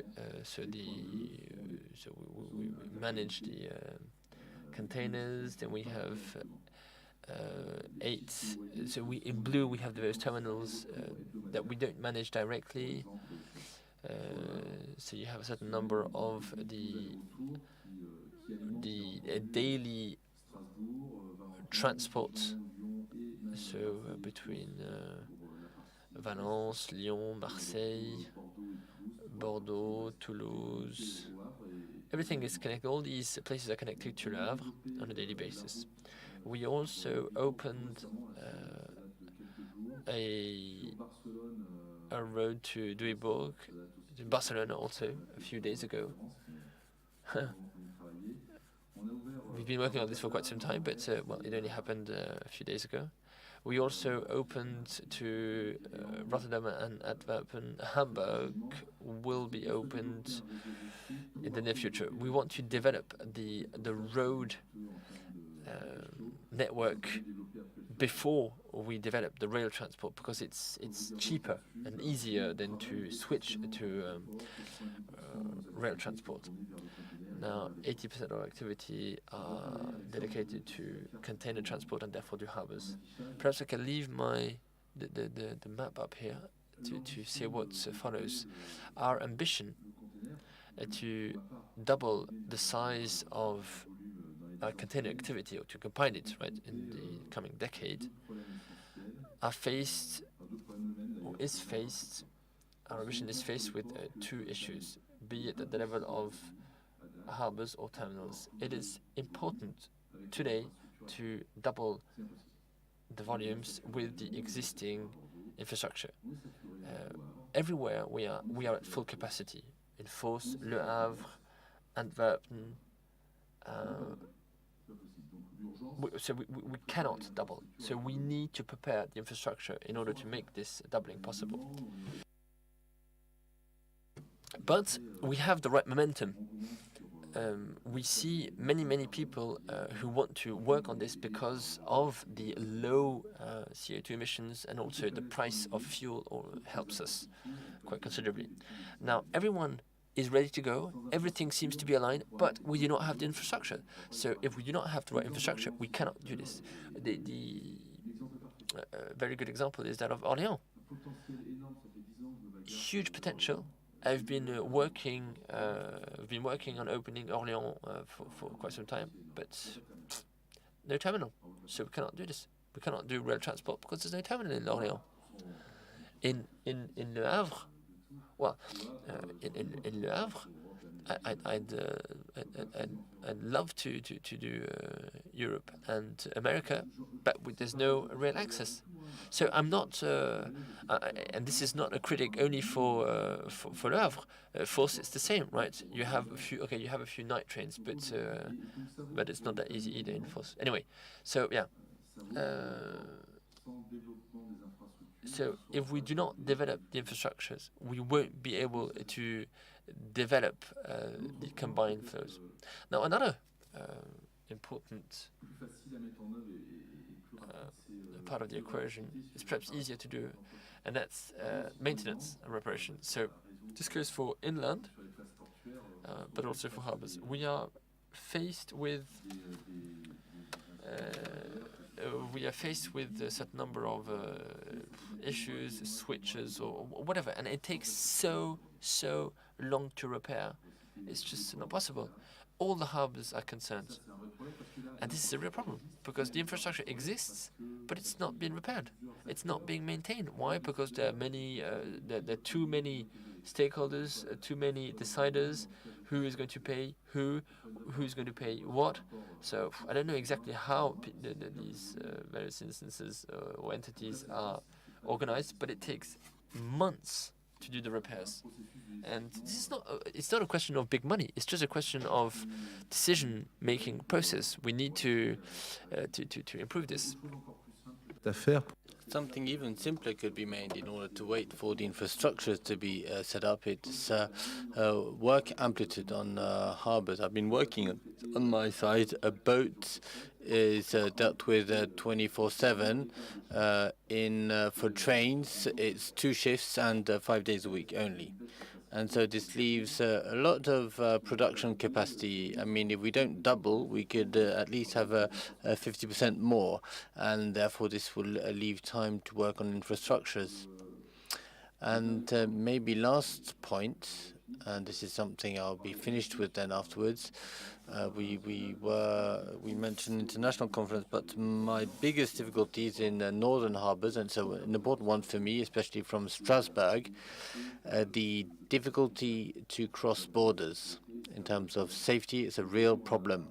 Today we have a big problem with our shareholder, with the tracks, and I reduced my trains by 2 trains that go naturally to the Strasbourg harbour, because we're not going to take clients in Le Havre 800 kilometers away when we have 200 kilometers. We need to respect, the natural layout. But this is a net loss for multimodality, because we cannot easily cross borders in trains. Although I have a safety certificate, but imagine, too bad, I don't have the service provided, nobody wants to work for me, or there's a natural competition system, which is problematic in this case. I don't have the critical says. I'm not going to set up for one train a safety certificate when the system is quite similar, and we did everything to avoid people going to other markets. So this is something, if you want to increase multimodality towards harbours, including foreign harbours. Well, thank you very much. Yes, we're going to have an international conference approach. So we have somebody from Luxembourg. Speaker will speak in English, Daniel. After quite a long journey to reach Le Havre from Hamburg, with some troubles in Paris, but yeah, last mile again, quite a topic. So we said the port of Hamburg is like a compass for many in the field of railway, and the high modal share that is in Hamburg. So I would like to ask you quite genuinely what, according to you, are the key factors of your success, basically, and to increase, and what should be done to increase rail modal share in general, considering your experience in Hamburg? Yeah, maybe I can show the key facts that we have with a brief presentation. So first of all, as you noticed, I have to speak in English. I only speak a little bit of French, and that wouldn't be enough, trust me. So actually, I will have some slides for you just to give you some insights on how we approach the topic in Hamburg. And I've brought some pictures as well to show you some ideas. So just to take you through the agenda, it will be brief. We have to understand how port railways work in Germany. It's basically a constitutional thing. Then I'll give you some facts and figures, and then maybe some examples from our toolbox. So first of all, the Hamburg Port Authority is the port authority in the city of Hamburg. And it's an institution under public law, and that's quite important, because if we come to the topic of digitization, then, well, we've learned that stakeholders are really keen on trustworthy data sets, and we are consequently neutral because we are public. So there's no stakeholder or anyone else who's involved in getting the data. So that's a pretty important issue right there. Then the Port Authority is the landlord in the port area. So we cover 85–90% of the land area. So we have basically 2 contracts with the terminals. One is the land lease contract, and the other one is the contract combining our rail infrastructures. They are attaching their private sidings to our network. So basically, with every customer that is in the port area, we have 2 sets of contracts. Yeah, the Port Authority has a workforce of 1,800, and 160 of those are working for the Port Railway. And the Hamburg Port Railway is thus a subdivision of the HPA. And one interesting thing to maybe look at if it comes to efficiency and in-housing tasks, we have a pretty high vertical integration. So we do not only own under civil law the rail infrastructure in the port area, the public infrastructure, but we also manage it. So it's sort of, you could say it like the white collar management, and then operations, really hands-on dispatching trains and accepting train paths. That is done as well in-house, but I have to say that we have colleagues from DB Netz working for us, but on our behalf. Like to the outside, it's always HPA Port Railway. It's never DB Netz. But as they have a big personnel staff, we try to work with them to make it lean and to have always enough staff available. And then we do a lot of maintenance. We have approximately 80 to 90 colleagues working outside and getting their hands dirty with the orange jackets, you could say. And then we try to provide additional services, which I'll show you in a bit. So that's a lot of figures. I'd like to draw your attention to the blue ones, actually. So what we're doing is our infrastructure is dealing with 210 trains daily, on a daily basis. That's an average. Sometimes if we have heated days before holidays or something, it can sometimes go up. Like last month, we had the all-time high with 239. But on average, it's 210. And those 210 trains, they actually carry around 5,600 wagons on average. And our customers who make the train production, who really pull the trains from A to B to the hinterland and from the hinterland, are 163. And you can say that 163 is around a third of the railway undertakings that we have in Germany accredited. So what the railway undertakings do is they make a contract with DB Netz in order to drive on DB Netz infrastructure. And they also have to have a contract with us to drive on our infrastructure. So those are our, I tend to say mobile customers because they can run away. The stationary customers, like the private sidings, they can't really run away. But we treat them well as well. And I'd like to draw your attention to the last blue number. We have a model share in the container hinterland transport right now of 51%. Overall, general cargo is a little bit higher. It's 52 to 53%. And the last two numbers are not highlighted in blue, but to give you an impression, almost every 8th freight train in the German network starts or ends in the port of Hamburg area. And almost every 3rd container you see on a rail car starts or ends in the port of Hamburg. And we don't say that to show off how good of a job we are doing. These numbers are especially for our colleagues at DB Netz, in order to understand that we are the biggest source and drain for rail freight in Germany, and they have to keep that in mind in order to get the corridors straight. That's really important.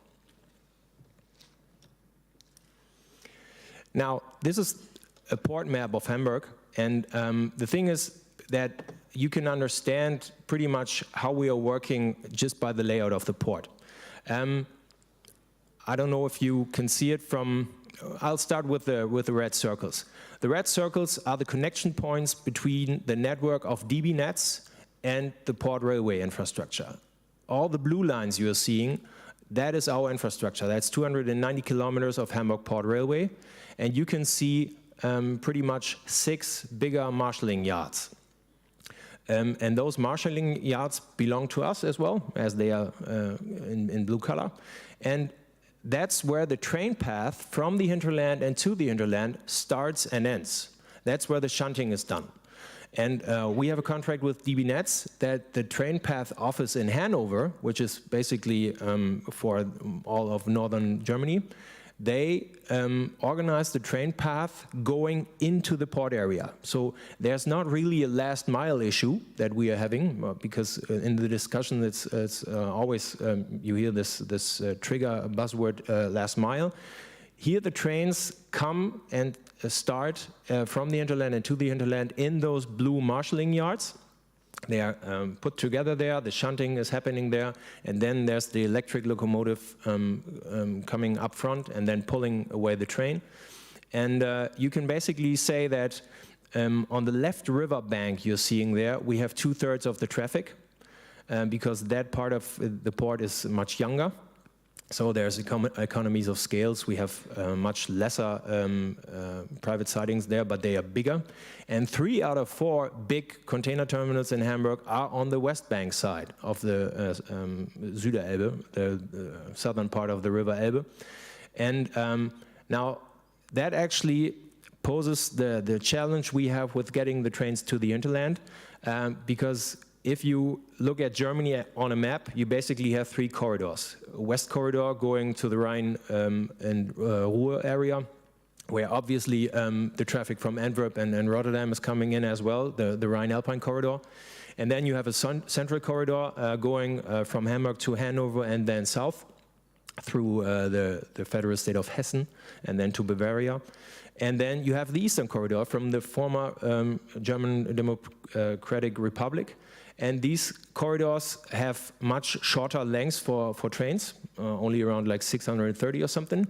But the upside of that is there's still enough capacity.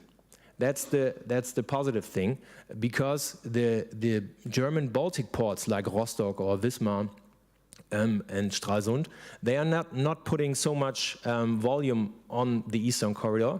So we are kind of lucky to start in Hamburg and then shifting over to the eastern corridor. But as I've mentioned, we have 2/3 of the volume in the western port area, and we have to go to the eastern corridor.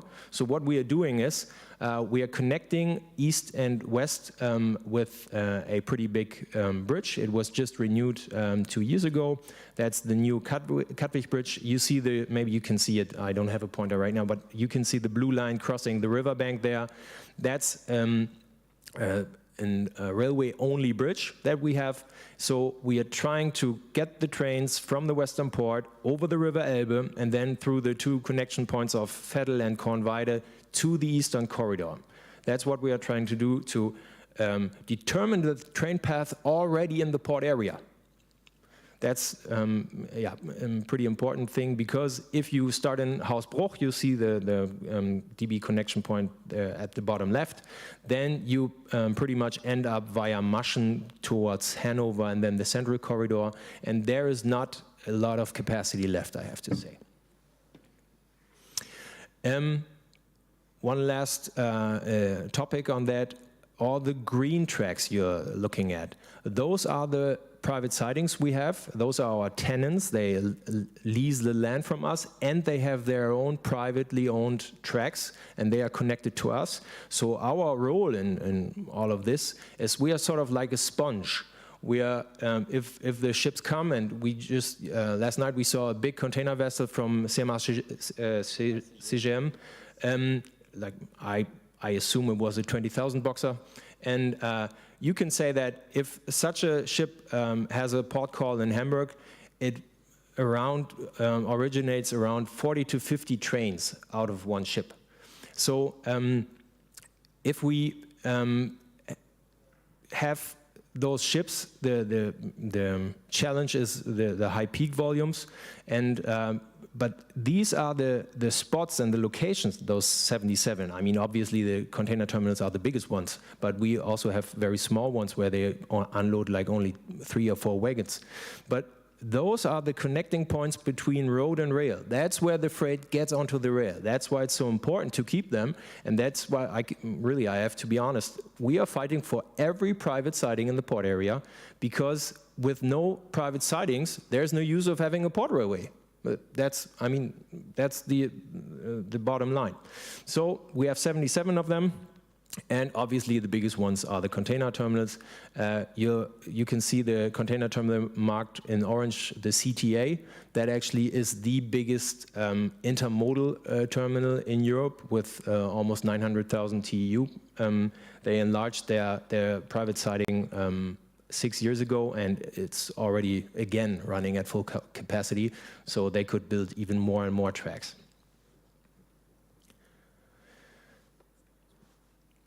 I'll be brief. What is our toolbox? How to deal with the growth? We sort of have detached the growth of rail freight away from the K-walls. The growth of rail freight was much higher and stronger, and obviously, and I would totally support that, digitization is nice, but if you don't have the tracks, you can do nothing. So what we're trying to do is obviously building infrastructure, but not only tracks, but also other things, and this is like a short slide of examples.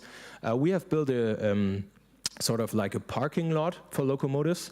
32 of them you can see on the left side, and we also have built a diesel and especially a sand filling station in order to get the sand into the locomotives.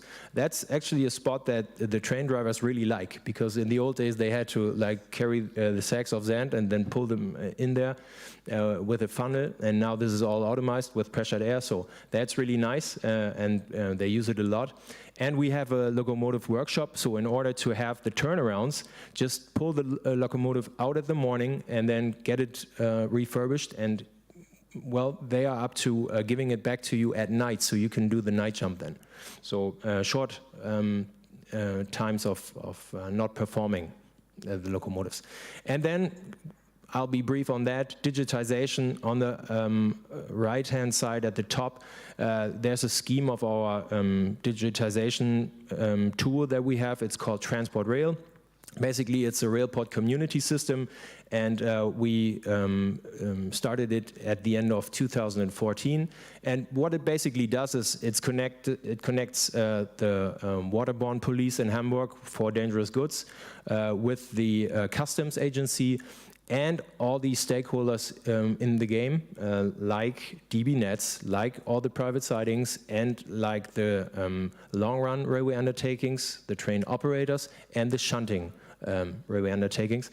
And since we have that right now for 8 years, now we are trying to bring more data into the system, and that's why we have this Rail Data Gate, it's called. It's the first set of cameras we've installed on the west bank of the River Elbe, because it covers 2/3 of the traffic. And it's not rocket science, it's just basically optical character recognition. But we will, you can maybe see on the left-hand picture on the sleepers, there are 8 cables you can see there. We have also a capability in that system, but it's not finalized yet, to measure and weigh the wagons as they are passing by up to 60 kilometers an hour. So, last slide. The last tool in order to get capacity back in the port area is obviously charging, a charging model, and our track access chargers were mainly renewed in 2007. You can see the picture of 2007, we were just squished with traffic. Everything was full. Then we sort of started charging more just for the parking, and then it got empty again. And right now, if I would add a picture of 2022, then it would be pretty much look like 27 again, because the volumes went up so far.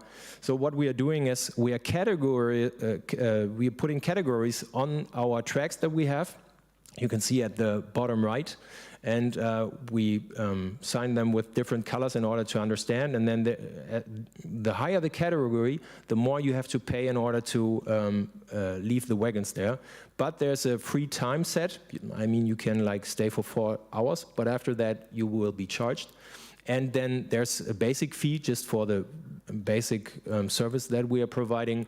And then the time fee that I just mentioned, and the third and last one would be for like specialized services. If you don't want to shunt with a shunting locomotive but over the hump, then have to pay for that. So that's sort of the charging model, and we are trying to keep away wagons that just stand around. We want to have them elsewhere, but not in the port area, and we try to keep the turnaround times as short as possible. So that's it for now. I can maybe close with one sentence. We've managed to bring up the model shift from 21 right now to 51% almost during the last 15 years. So what I'd like to make the point that with heavy investment and really focusing on the customer, you can really do the model shift, but everything starts and ends with financing, but that's a whole nother issue. Thanks. Financing, digitalization, infrastructure, these are rail charging model. Effectivement. Cyrielle, il me semble qu'on a encore une...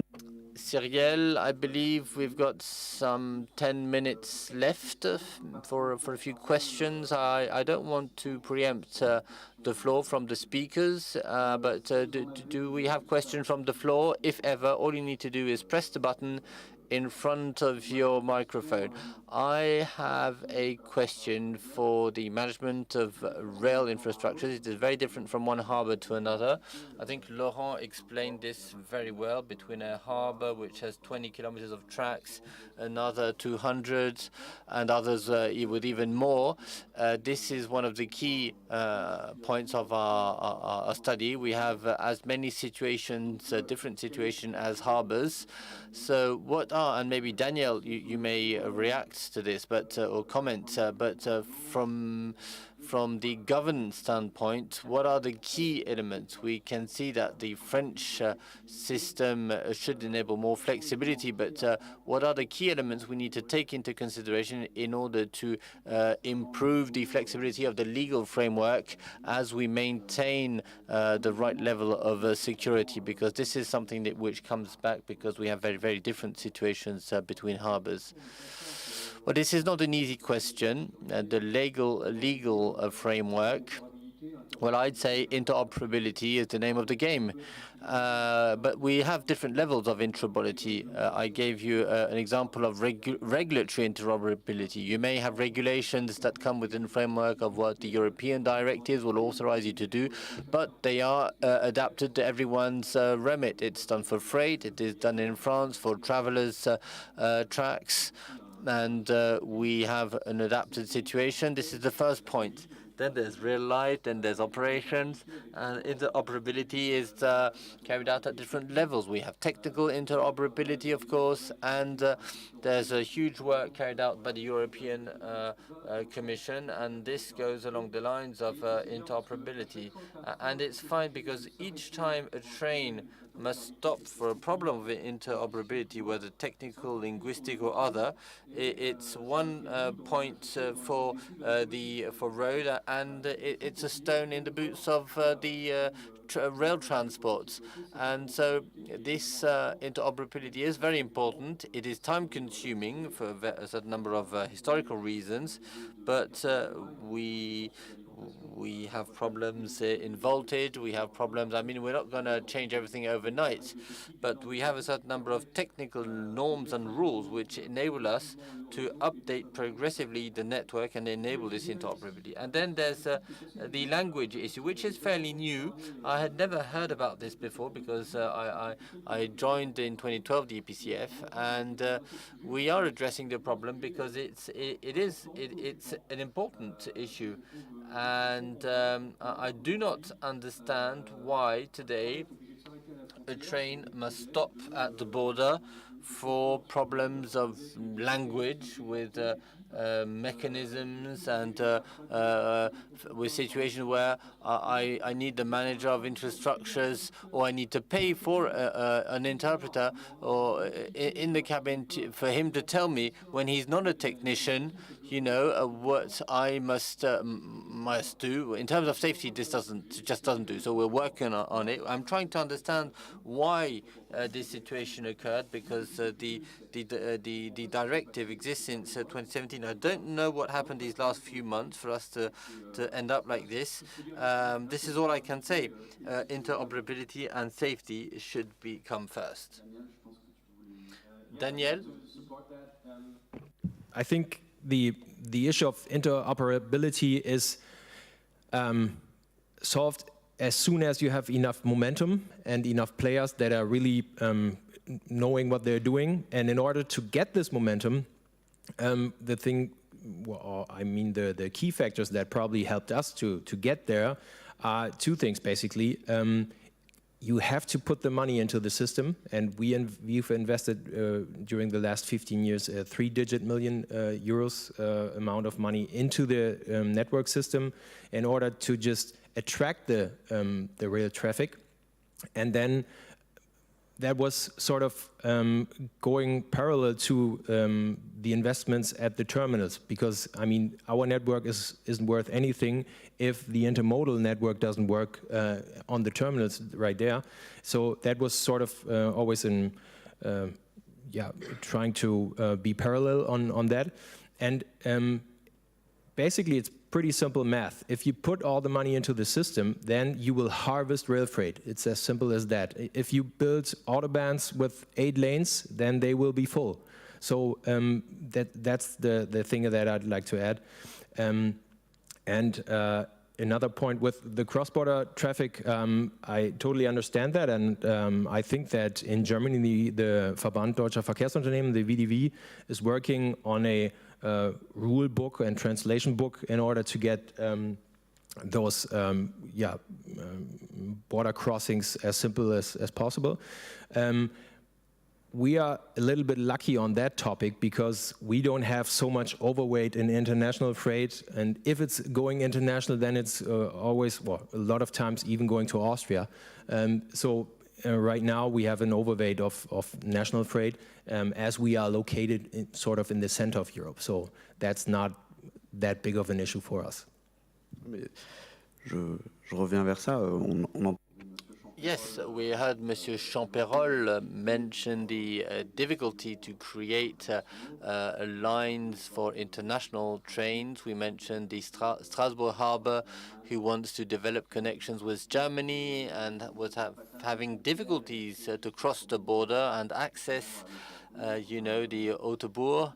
And so this is an important issue, I believe, and you've mentioned briefly, the difficulties to create these international trains. What are the most striking elements, the most striking problems? Well, striking interoperability, basically.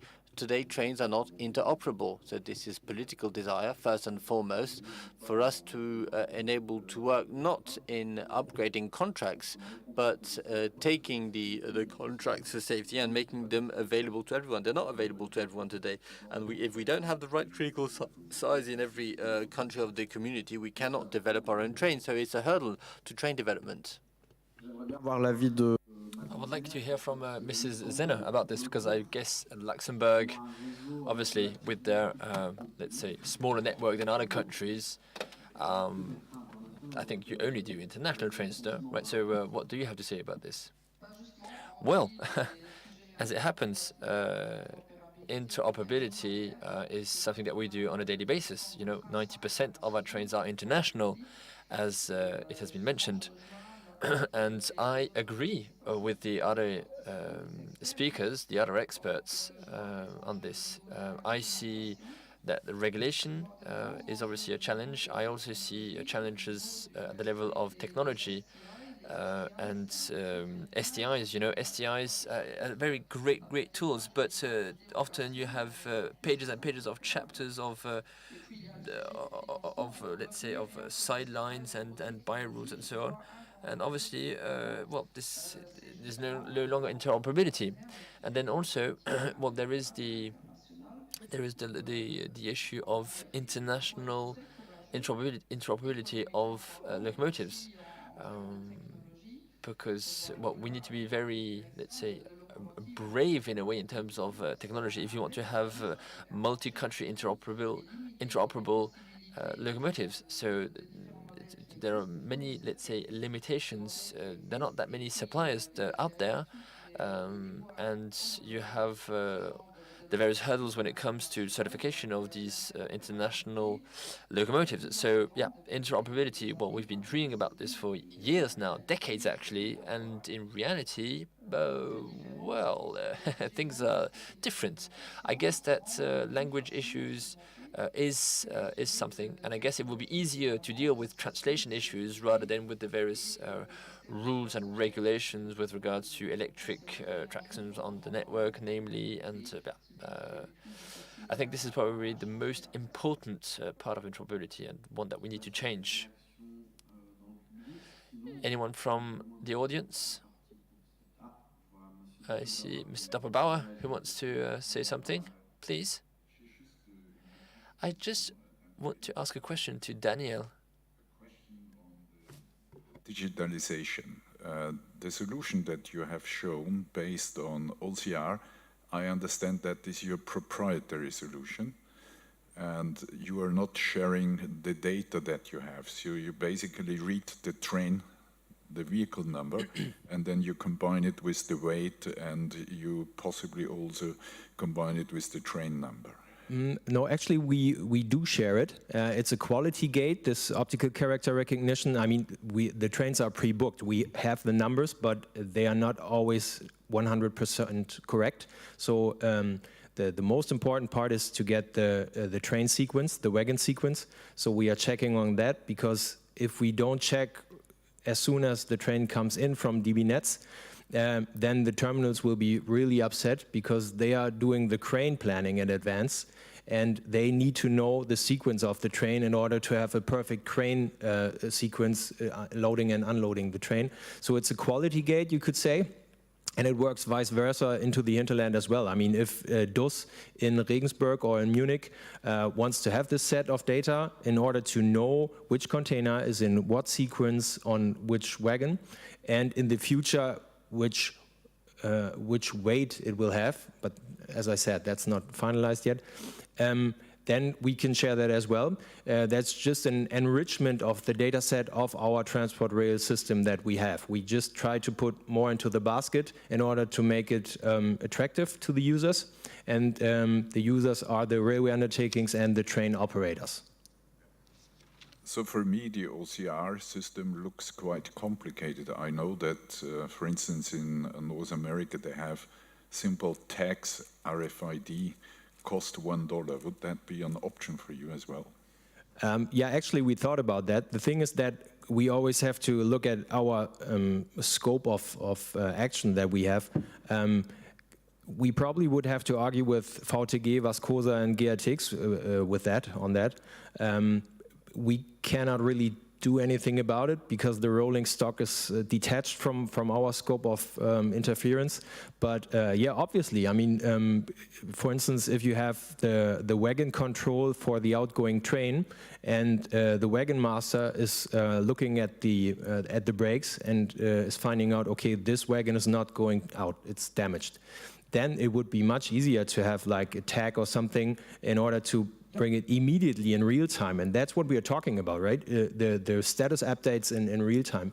Then you could bring that into the system, and then every dispatcher, everyone who has a container on that train would immediately know, okay, right now that train has a problem. It has to be ripped apart. That wagon has to be set apart. So yeah, that definitely would help, yeah. Thank you very much. Oui, je crois que malheureusement. Right, I think that unfortunately we cannot carry on. This discussion has been extremely interesting. Thank you very much to all our experts, Daniel, Eric, Laurent, and Laurence, for taking part in this discussion. And I give the floor back to Cyrielle without further ado. Thank you. Thank you. Right, I invite you to break for coffee.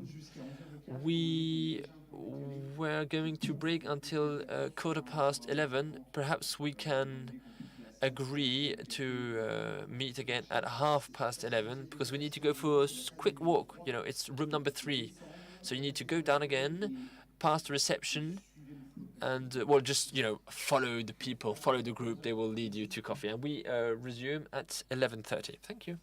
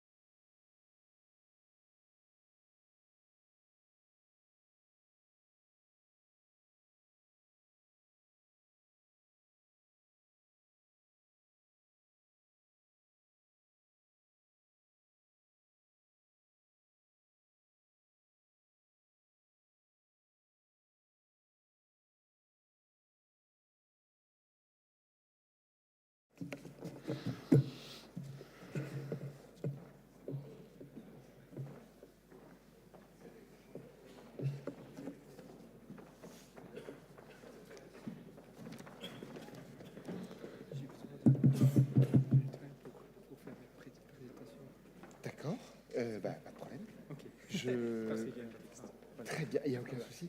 Je dis juste un petit mot pour accueillir tout le monde et puis vous êtes... D'accord, mais c'est parfait. Alors, vous tombez très très bien. Où êtes-vous? Il est là-bas. Comment est-ce que je prononce votre nom de famille? Kuipers. Oui. J'avais justement peur d'écorcher votre nom, donc c'est parfait. Kuipers. Vous êtes flamand? Oui.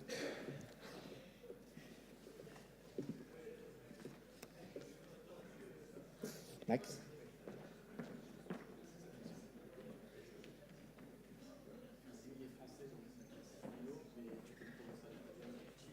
Ah oui, c'est pour ça que la française ou à l'italienne?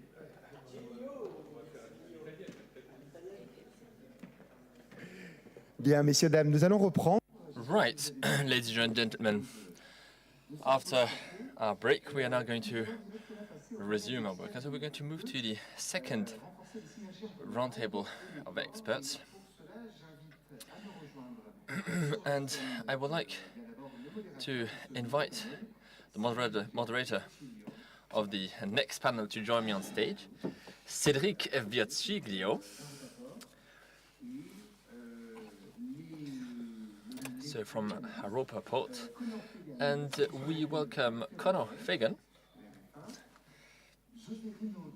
Jose Reno from the RFA, so BEI, sorry, Eno Wiebe, who will be online with us from CER. He is director, and we also have Koen Koppers, sorry if I mispronounced your name, from the Port of Harbour of Antwerp. He's a mobility expert. Enjoy the panel. Right, well, I think you can say Virgilio and Virgiglio, right? Don't worry. So, during this second roundtable, we're going to dive even deeper into the topic of how to strengthen synergies between rail and harbour. The railway and harbour, so with Koen namely, who will share a few examples of what they do in Antwerp. A lot has been done in terms of global synergies because there's also river transport. And so we really want to discuss how we can benefit from massification in order to achieve the various ambitions of European and national laws. Then Eno Wiebe, who works for CER, will give us a more global approach, the point of view of the Federation, right? What is the state of the art as we speak, and how we can move forward.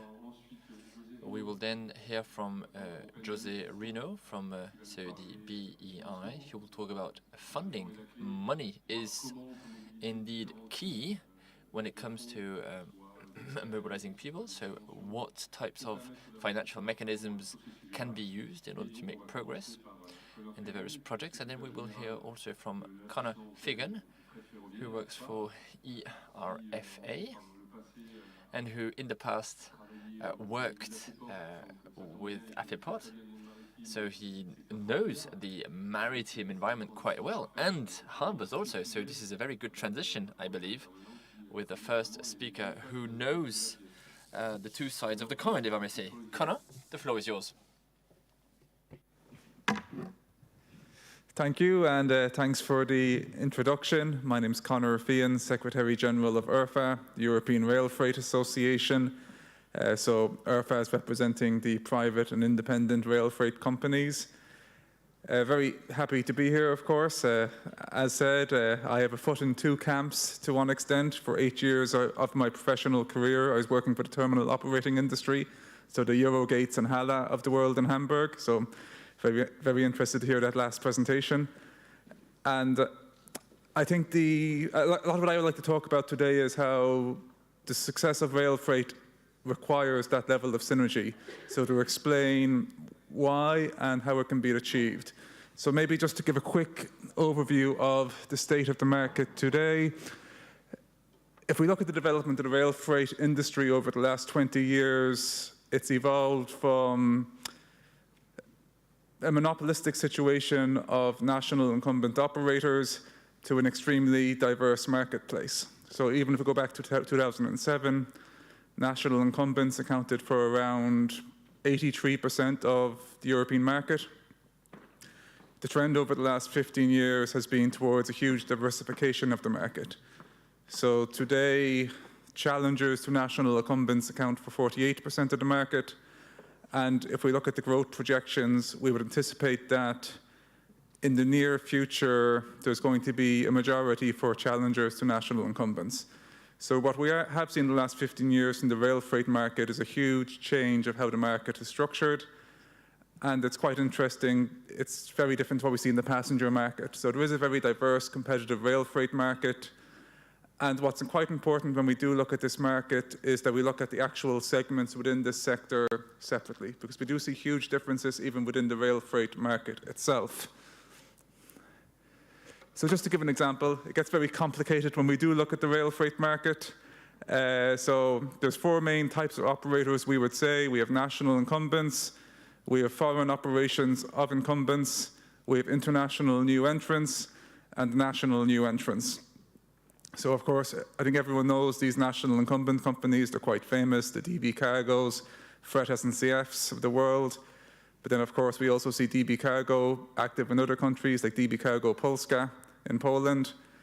But what gets quite interesting is a lot of the international new entrants, especially for the discussion we're having today. A lot of these are companies coming into the railway world that don't traditionally come from the railway world.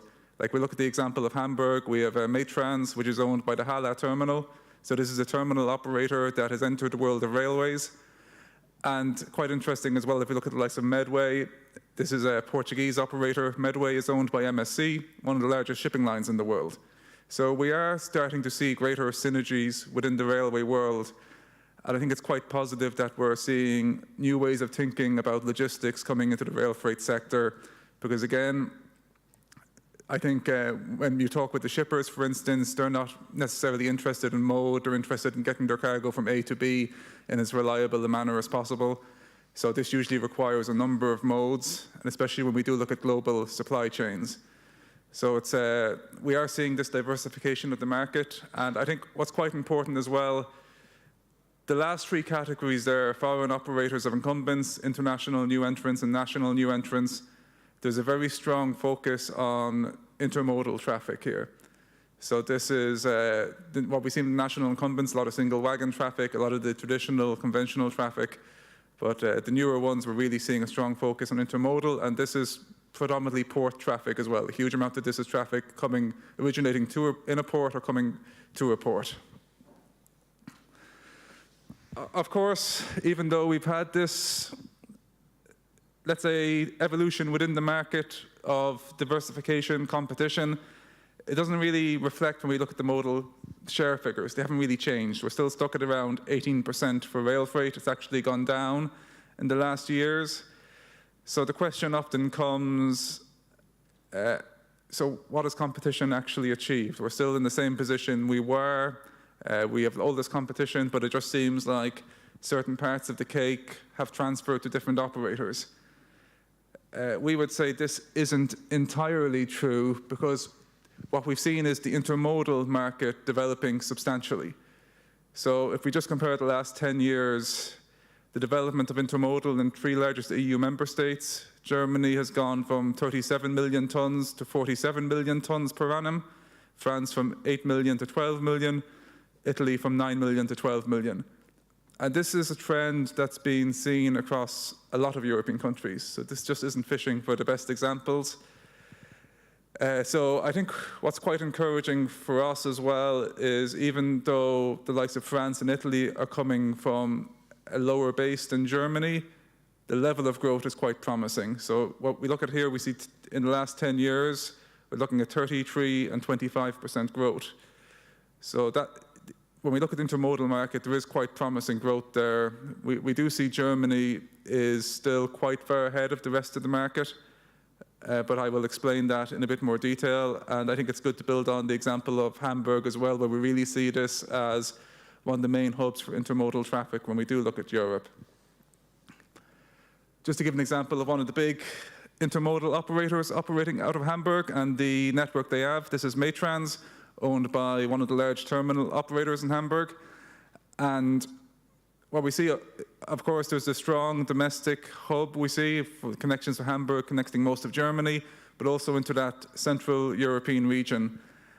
And what we do see is the importance of international capacity here. I think for the intermodal market to continue to grow, we need to be improving the capacity and efficiency at borders.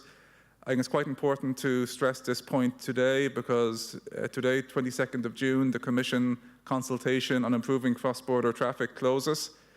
So it's quite important that we do address this topic, we do get capacity management going in a better manner. And I think what we see from companies like Maytrans is the importance of that cross-border connections. And even though it was pointed out, most of the traffic from Hamburg is still national focused. For me, I think the message there is also there's huge potential from the international dimension if we can improve the cross-border efficiency, if we can address things like language requirements. Like fundamentally, we need to be getting to a stage where operating across borders is as easy as operating within one jurisdiction, the same way it is for road transport today. Hamburg, I won't dwell on this too much longer. It went into detail earlier. The share of rail, 52%. So this is the exception to the rule, I would say, right now in the port industry. I remember my terminal operator days, we would see some ports bragging about 10% modal share for rail. So I like to be a bit optimistic when I look at this and say, well, okay, we have low modal shares in general for a lot of European ports, 10 to 20%, but the potential is there. So the question has to be if Hamburg can achieve over 50% modal share for rail, why can't other ports? So I think we need to be looking at what Hamburg is doing, how can that be duplicated? For me, I think a huge part is getting the infrastructure right in the port area. I think it needs a strong business focus. There needs to be a clear level of communication on who's in charge for the infrastructure in the port area.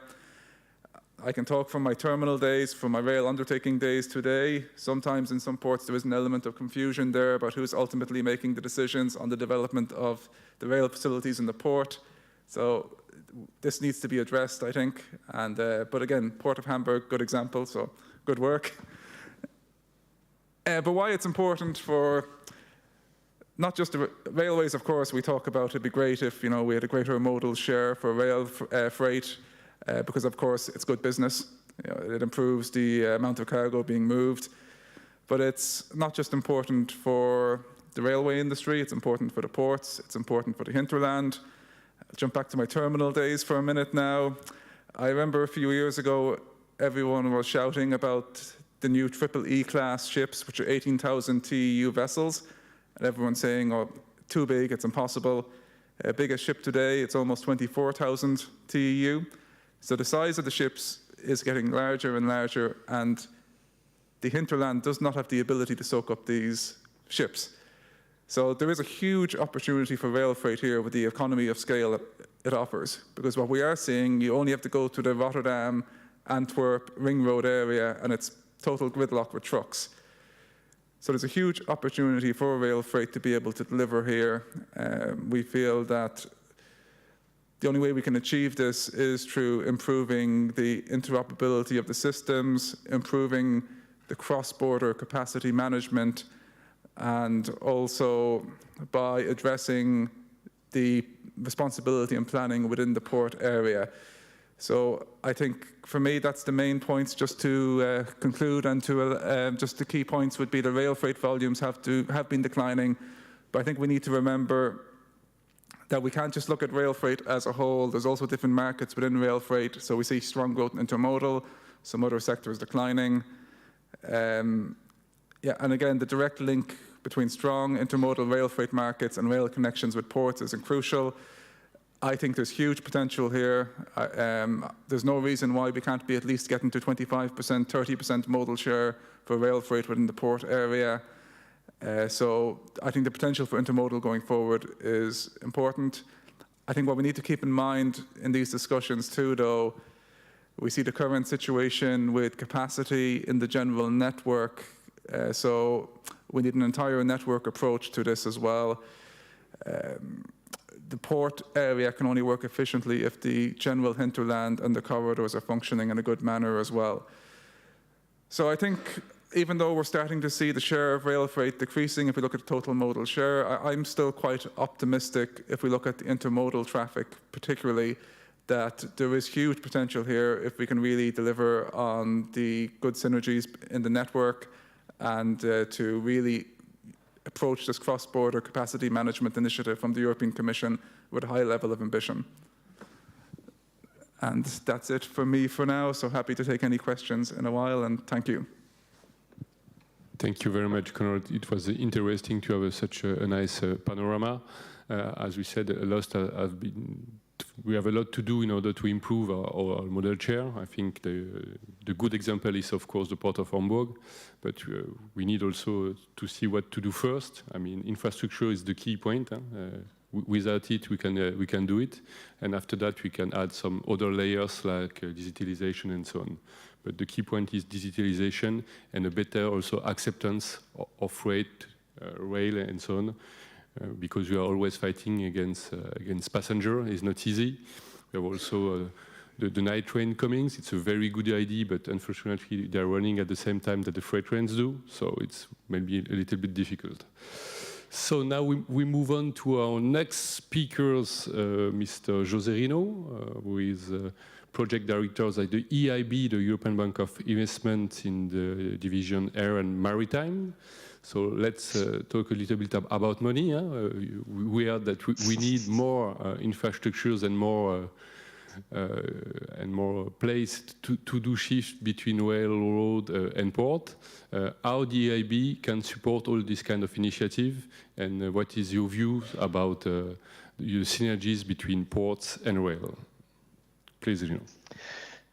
Sure. Thank you very much for the introduction, and thank you for the invitation to be here and share a little bit of my perception of this rail ports connectivity with you. Just as a way of background, my name is José Rino. I'm a civil engineer. I've been working at the European Investment Bank for 10 years, appraising and monitoring capital investment projects in the maritime and in the logistics sector. So one of the big differences of the European Investment Bank, as it is, let's say, a public bank of the European Union, and it has some objectives in terms of policies implementation, is to have, let's say, what we call a projects directorate, where I am currently. So it's a department of the bank that focuses only on the analysis of the projects, technically, economically, and environmentally. Without, let's say, looking at the financial structuring of the loan. So I mean, I'm focused only on the projects specifically. Of course, that I will touch base a little bit now on just at the beginning of the presentation on how the EIB can support these interested parties in investing in ports or in railway access to ports. But just to give you just a background to that, I'm not a financier, I'm not a financial expert. In fact, I'm a civil engineer. But I mean, going to the topic of today, yes, I mean the EIB has been financing for many years projects both on the rail and on the maritime sector. The support is given through typical loans, typical simple plain vanilla loans, or through more, let's say, complicated structures like guarantees or what we call blending mechanisms. That is a loan combined with grants from the European Commission. These are, I mean, there is a big volume of money available that is being lent by the EIB to the sector, both to rail and ports. And in fact, the majority of the lending in the mobility, so in the transport sector, is going currently to rail. Now talking a little bit about the trends that we have been seeing in the projects that require the EIB support in the latest years. I mean, historically, and the EIB has already been supporting the port sector for many years. Before, some years ago, the main, most of the projects were focused in new port develops, these huge port expansions. But nowadays the focus is more on the reorganization of the existing areas. So changes in use, small expansions and capacity increase to tackle the increase also of the vessel size. I mean, the enhancement of existing terminals, electrification, digitization, and diversification of the port accesses. Many of these investments could eventually be included in the so-called green port investments that are aimed also at reducing the related operational greenhouse gas emissions through two main pillars that are efficiency in terms of operations and electrification. Now looking into some more detail to the main topic of today, so the diversity of the interland connections is also a part of this decarbonization effort, of course. I mean, fostering a modal shift from road to rail or to internal waterways too is crucial to align the sector with the Paris efforts. Communication-wise, this is also a very crucial and visible matter to which the general, the public, and also the final users tend to be more aware of, and some of the final users are even requesting some conditions to operators and to port authorities on those regards. Now, secondly, this diversification of the interland connections is also seen nowadays as a main commercial differentiator, so a main driver for the port business, for the terminal business. A port only with a road access or a terminal with only a road access within the current European context is seen as a rather limited option for a logistic operator, but also for providers and ultimately also for the final users that are in the industry. So trying to conclude a little bit on these ideas, I mean, it's important to provide such interland diversification, not only on rail, but also on internal waterways, to guarantee some resilience of the transport system and of the logistic service, but also to align with the decarbonization effort that is currently very visible to society and to other stakeholders. In terms of some of the projects that we have been supporting, some projects, clear project examples, real project examples, most of the port projects that we are currently appraising, that we have been supported in the recent years, include always or many times a component that is related with the expansion or with the enhancement of the rail terminals and the rail infrastructure at port terminals. And this can be of different types. For instance, the main one is a new access, for instance, for a new terminal or to a port that previously had no rail connection. We had an example, for instance, in Spain, in northern Spain, in Ferrol, in the port of Ferrol. So the port authority built a new terminal in an outside area of the port that required a new rail connection. Even the road connection was very limited, and it was also jeopardizing let's say, the business case for this new terminal. So I mean, there was a new rail connection built to this terminal to facilitate, let's say, the new business segments in this new terminal. Another example is the enhancement of existing rail terminals. I mean, ports or terminals that already have a rail terminal and already have some rail traffic going in and out from those terminals wants to increase the capacity or to enhance the efficiency of these rail terminals or eventually to align with the TSIs.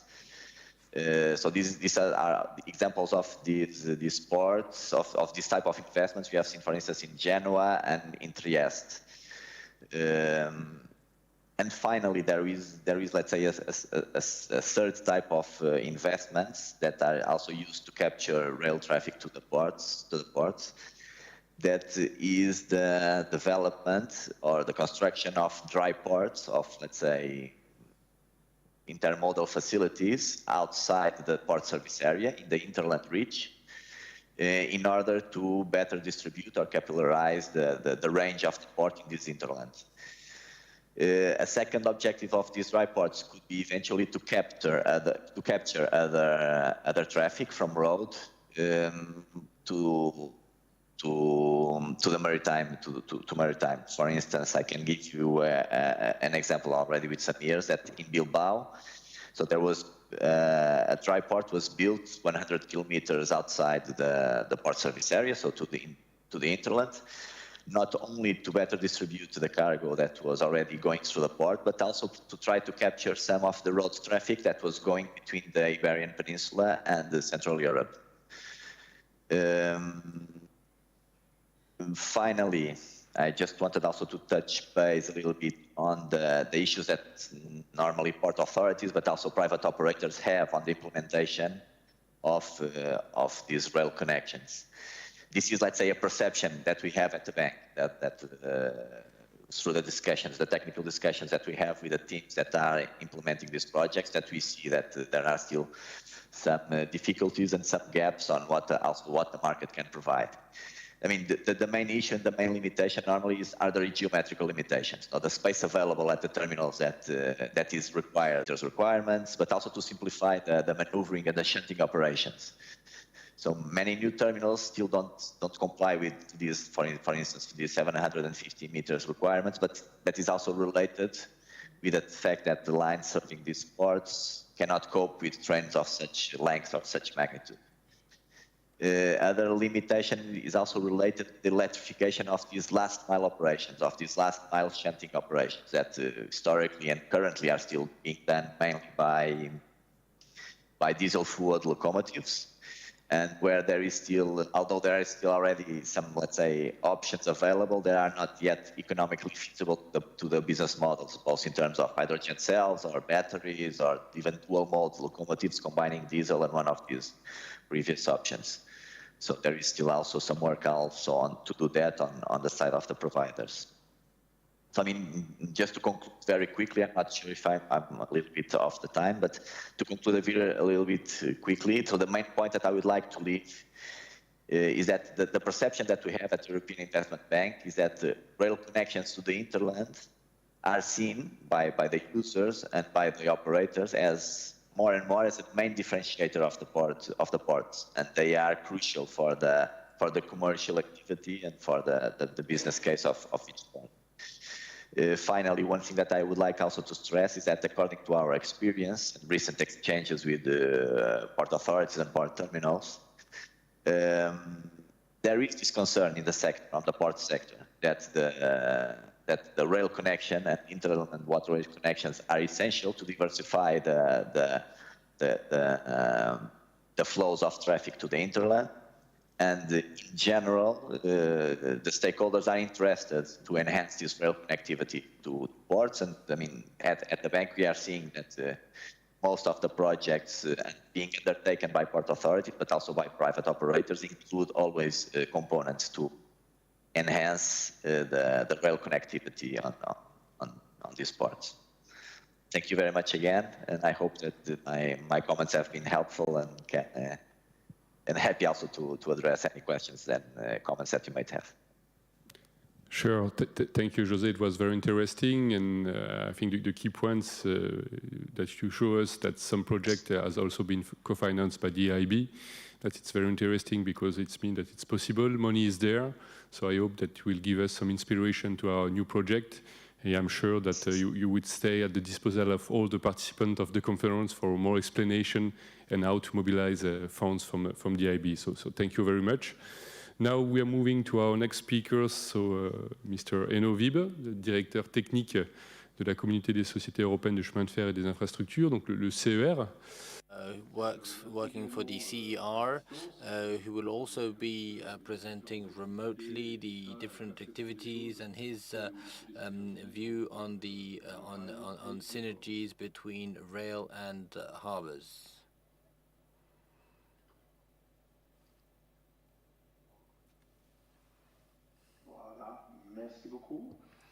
Thank you very much, ladies and gentlemen. Cédric, I will be presenting today the interface between the railway sector and the ports. I have two topics for you, the geopolitical context and technical aspects, and I'll also try and answer to the questions of Arfa.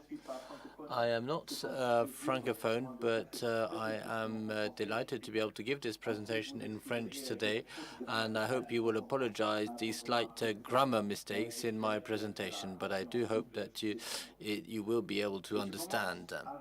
And I would like to start my presentation with trade and rail freight.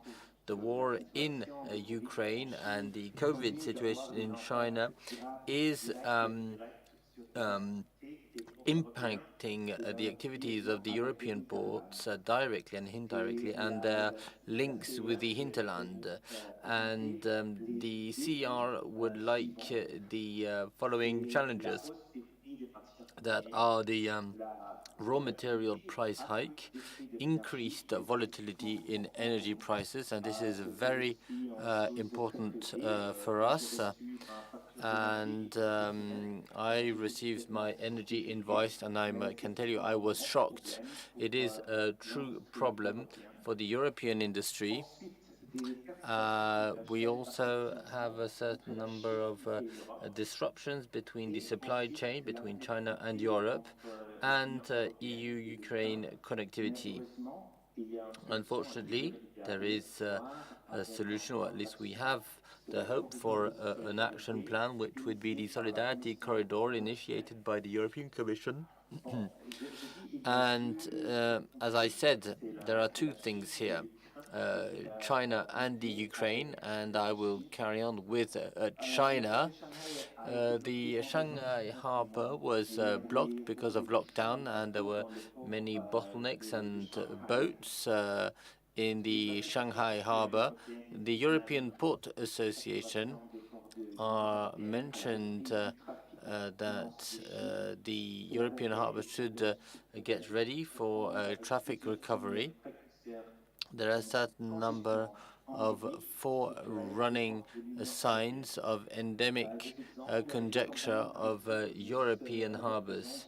The maritime companies are facing problems, and containers are blocked in ports, and a certain number of companies are using harbors as free storage places, and they are accumulating goods over there.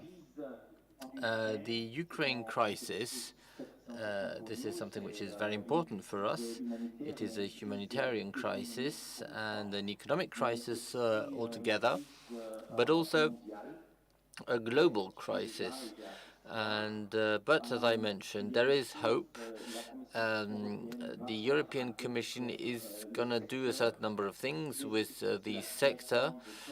We are talking about the creation of solidarity corridors, and the EU is enabling the exiting of farming goods, and it is also providing humanitarian help. Unfortunately, the Odessa harbor being blocked by the Russians or the Russian aggression, landways are considered as an alternative, but there are challenges. There are challenges for the road and rail networks. 40 million tons of cereals must be transferred from the Black Sea ports towards land transport, and there are difficulties to bring cereals towards the EU and the borders. There are also difficulties to join the ports of the Baltic via Belarus. There are also challenges due to a certain number of phytosanitary requirements, infrastructure capacity, transporting capacity also on the EU-Ukraine border.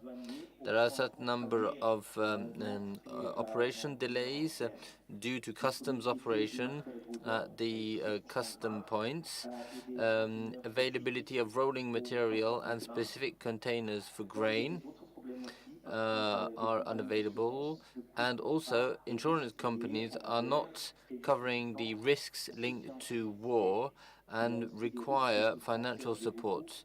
There is also a risk of transferring the bottlenecks from the Ukrainian harbors towards the EU harbors. And now I would like to try and answer to Arfan's questions, with a number of technical questions pertaining to connectivity between the EU and the Ukraine.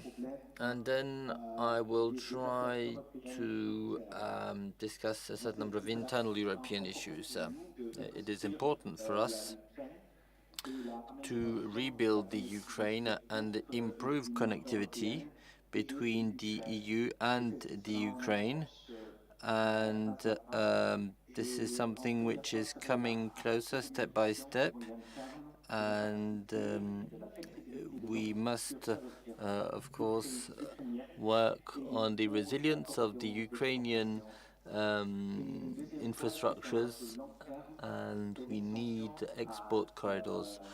And then there is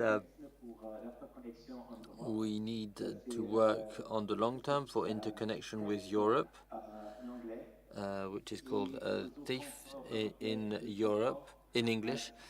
And we also need to extend the long-term mechanisms for European interconnection.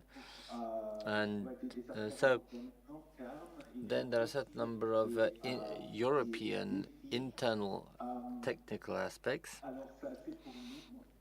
Now, this is for us. We need to increase rail infrastructure capacity. This is something that was already mentioned this morning.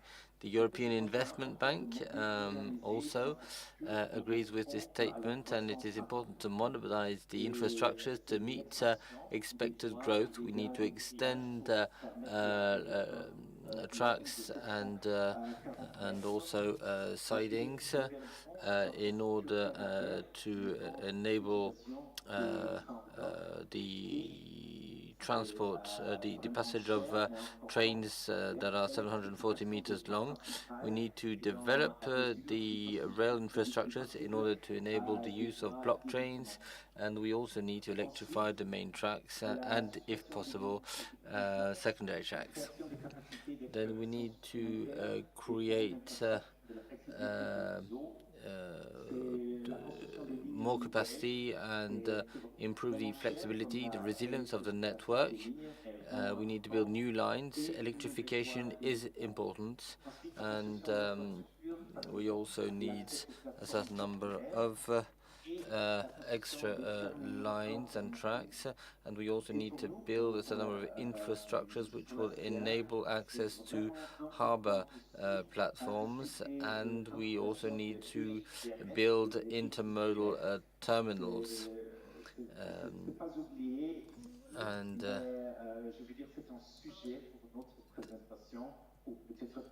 There are a certain number of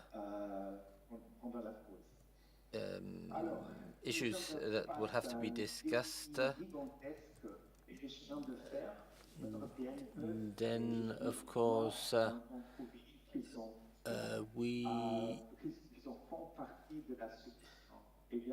there are a certain number of partners who are part of the solution. We have many challenges, but I believe it is important to be part of the solution. And this being said, I put an end to my presentation, and I hope that you managed to understand me, and I'm awfully sorry for my French grammar mistakes. Well, thank you very much, and congratulations. It is not easy, so we all appreciate your performance. Vielen Dank, for this presentation. Thank you very much for your perfect control of the French language. So we try to do this a little bit in German as well. So thank you very much. And yes, you illustrated perfectly well what needs to be done. We see that with the closing of the Ukrainian harbors, we have at least 20 million tons of cereals blocked over there before the harvest to come. There's a number of investments that are necessary. There are capacities in the west, in Germany, in France, with the Juin harbor, which every year handles millions of cereals. The main issue is how can we get these cereals from the east to the west, and between train transport, rolling stock. I mean, it's a true challenge, and so I hope that we are going to be able to meet this challenge because everyone is mobilized. We have all the players, and if we can do it, I believe the rest of multi-modality and the massification of rail transport shouldn't be a problem afterwards. I will now give the floor to Koen Corpus, who's a mobility expert in the Antwerp-Bruges harbour, and they just merged, so congratulations for this merger. We did this not so long ago, 1 year ago to be precise, and this will give us another example after Hamburg, and if we also integrate what's done in Zeebrugge, we may have an overall vision of this new mobility scheme and massification in Belgium and Antwerp-Zeebrugge more specifically.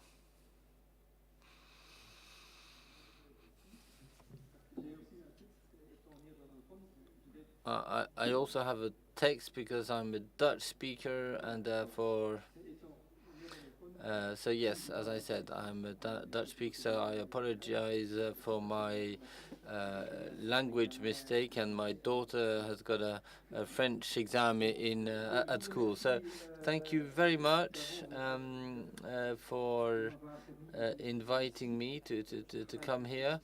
I am a mobility specialist for the Antwerp harbour, and so you say Antwerp-Bruges, so it's a longer name now, for 21 years, and we've been working on politics for the development of rail transport. So a bit like all the other major maritime harbours, the Antwerp-Bruges harbour is also faced with the big challenge of decarbonation and the energy transition, and this is why we've been working on projects such as the development of a carbon trapping system. And of course, quite naturally, land transport also has to play an important role in this respect, and the bigger importance is granted to a sustainable transport such as waterways.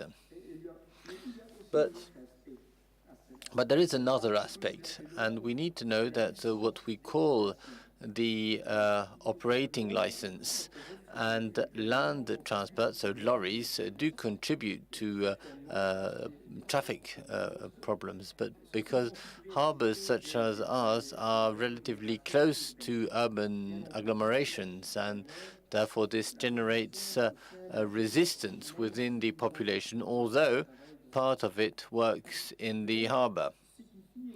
But this also means that the new developments in the harbour are considered with suspicion, because a harbour means more lorries and more traffic jams. And if we want the harbour to carry on developing itself, and we are currently in the final phase of the planification of the building of a new container terminal, we need to be in a position where we can guarantee that this will not generate new traffic problems. And this is why we have a certain number of targets, quite ambitious targets, in terms of modal spliff, as you can see over here, with the doubling of the market share for rail.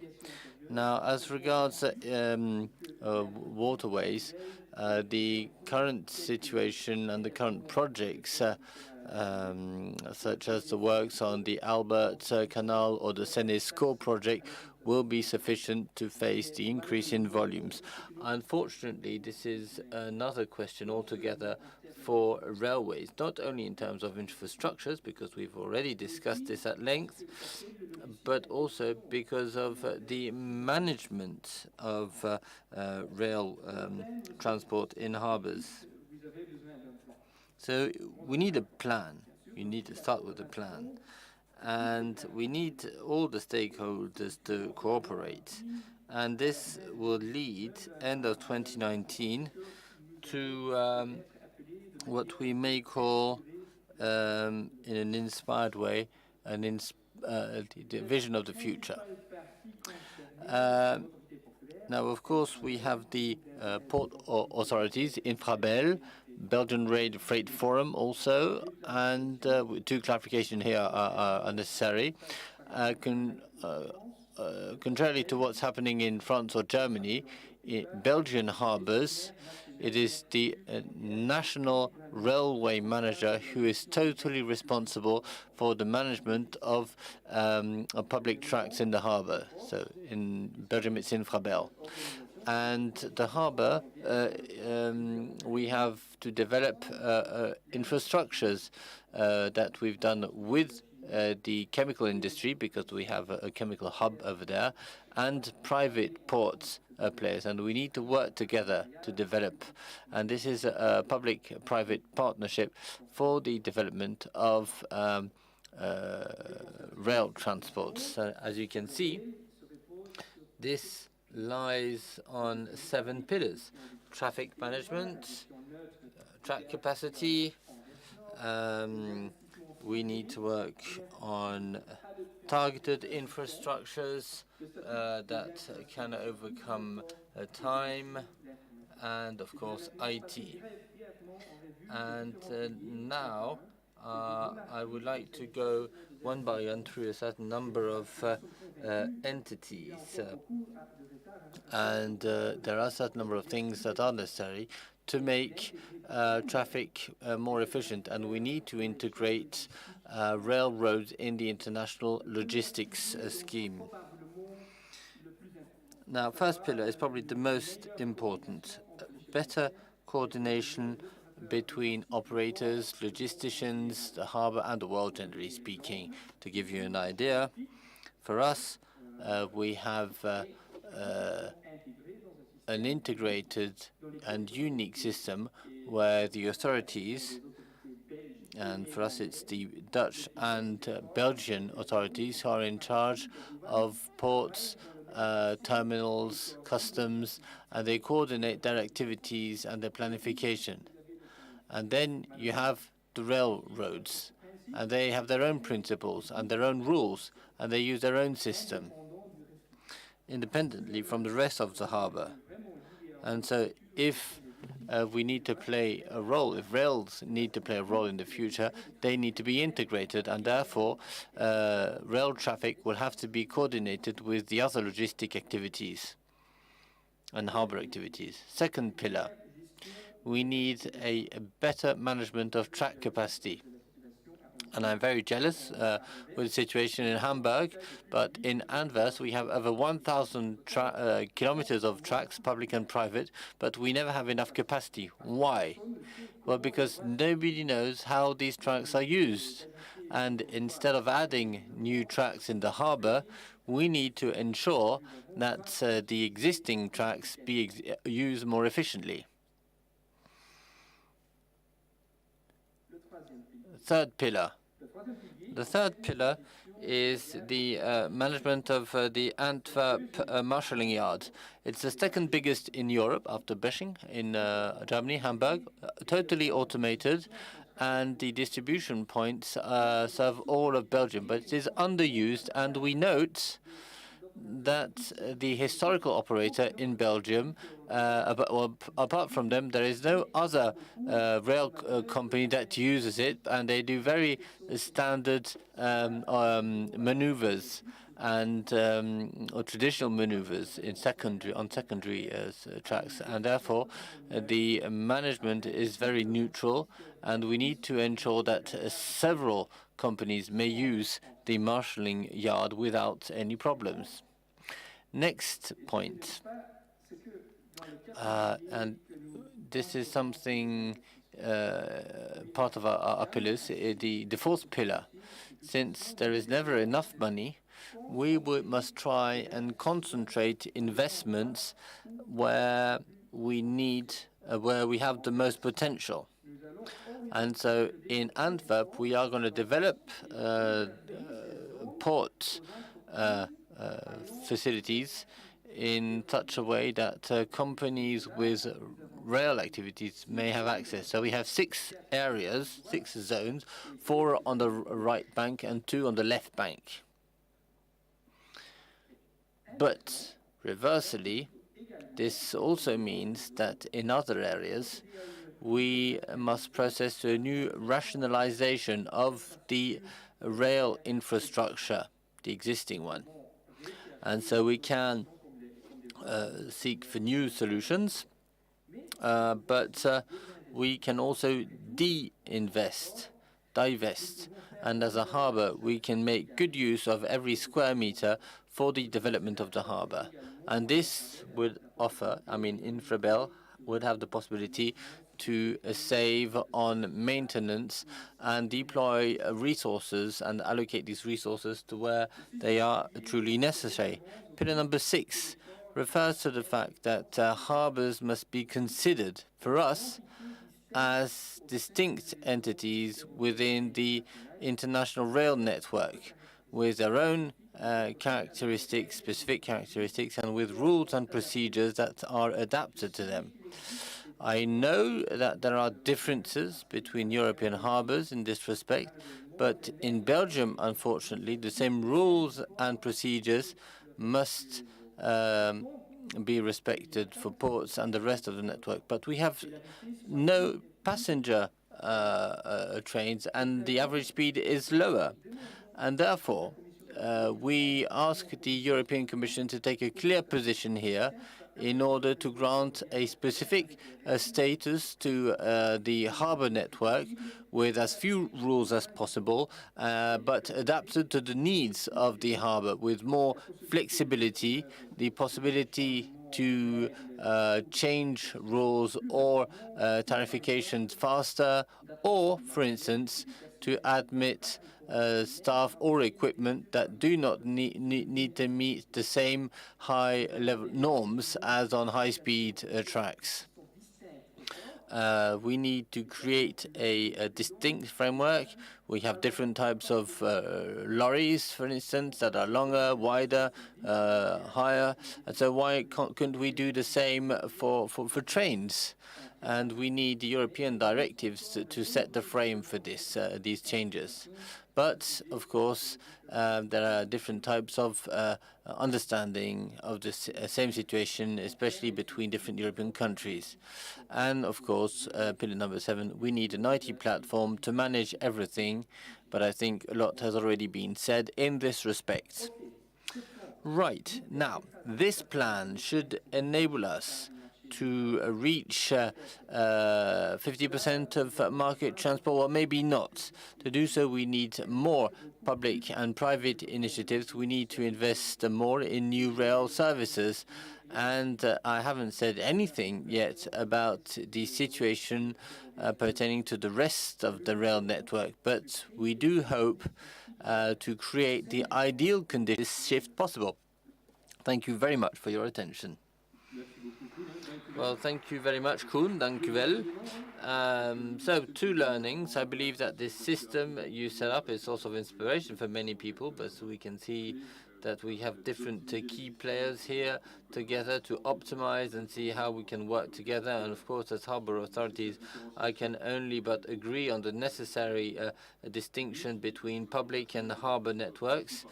And if your daughter speaks French as good as you, she won't have any problems with her exam.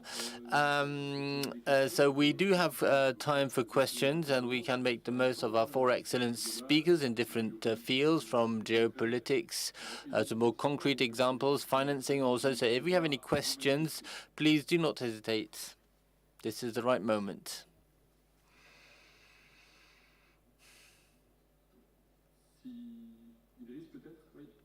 Idriss, maybe, do you have a question? Well, I have one question, what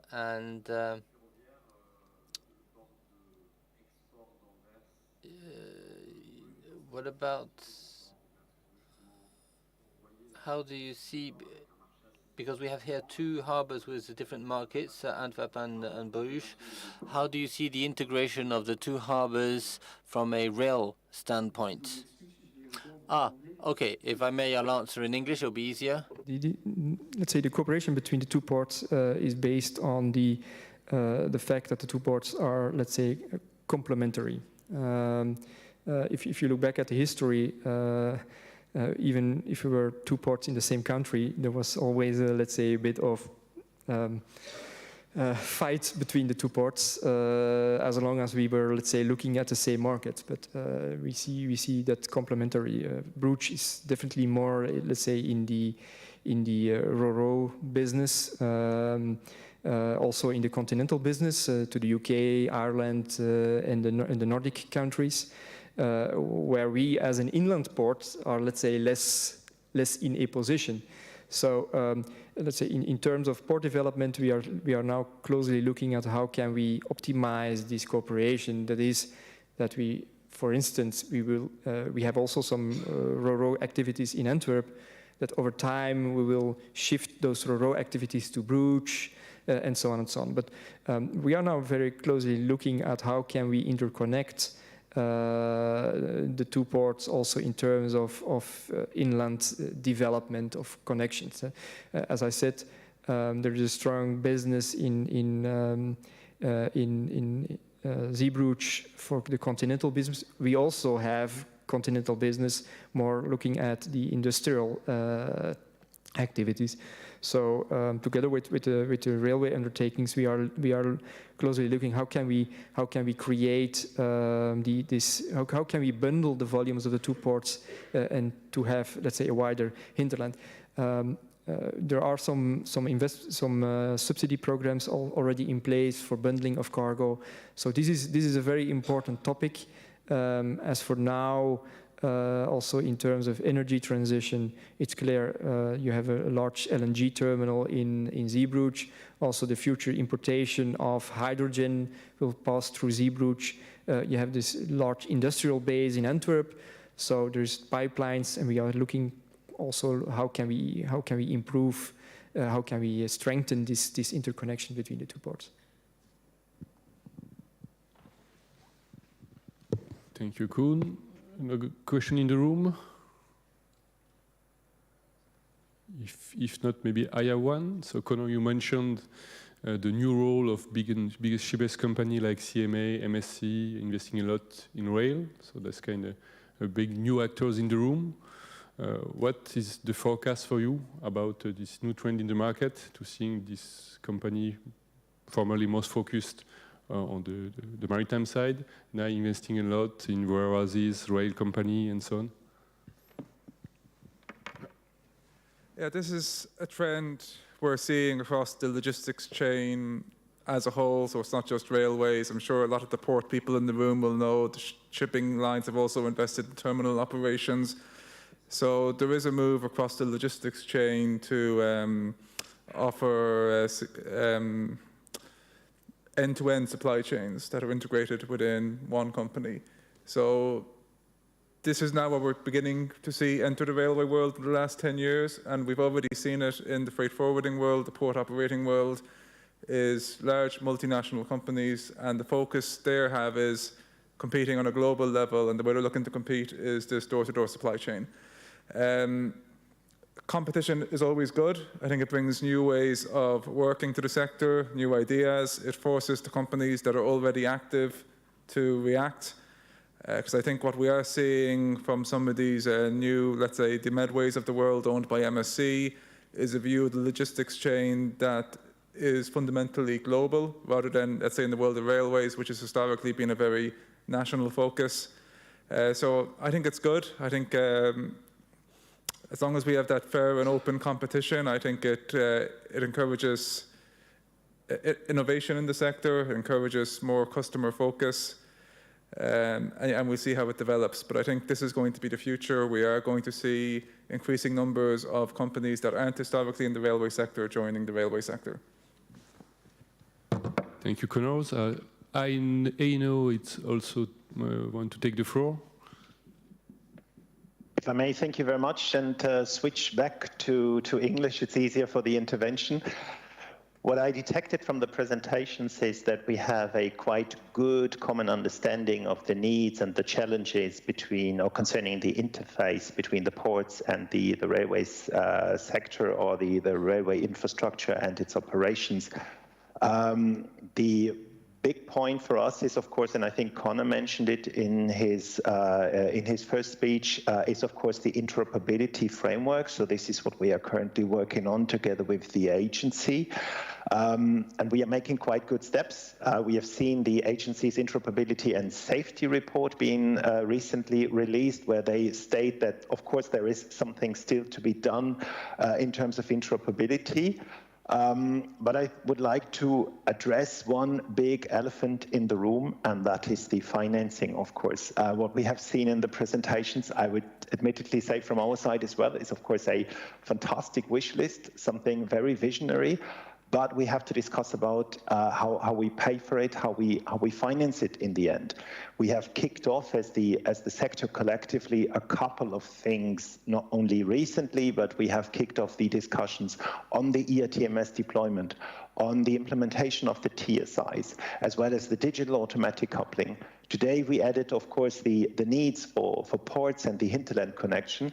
The big elephant in the room, I would like to say, is a discussion, and perhaps I'm of course addressing the European Investment Bank here, is how we finance all this. Because what we don't want is the sector that in a couple of years I have to choose between, do I connect the ports or do I go for ERTMS?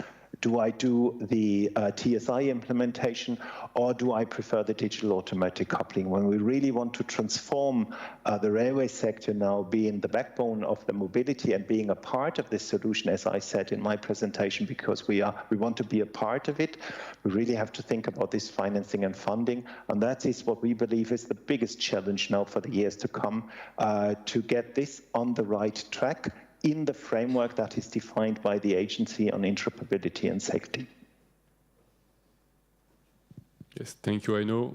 Good point. I totally agree. Maybe José have some more insight about that? Sure. I mean, from our side, from the European Investment Bank side, I mean, we are ready to support financially the entities that require our financing.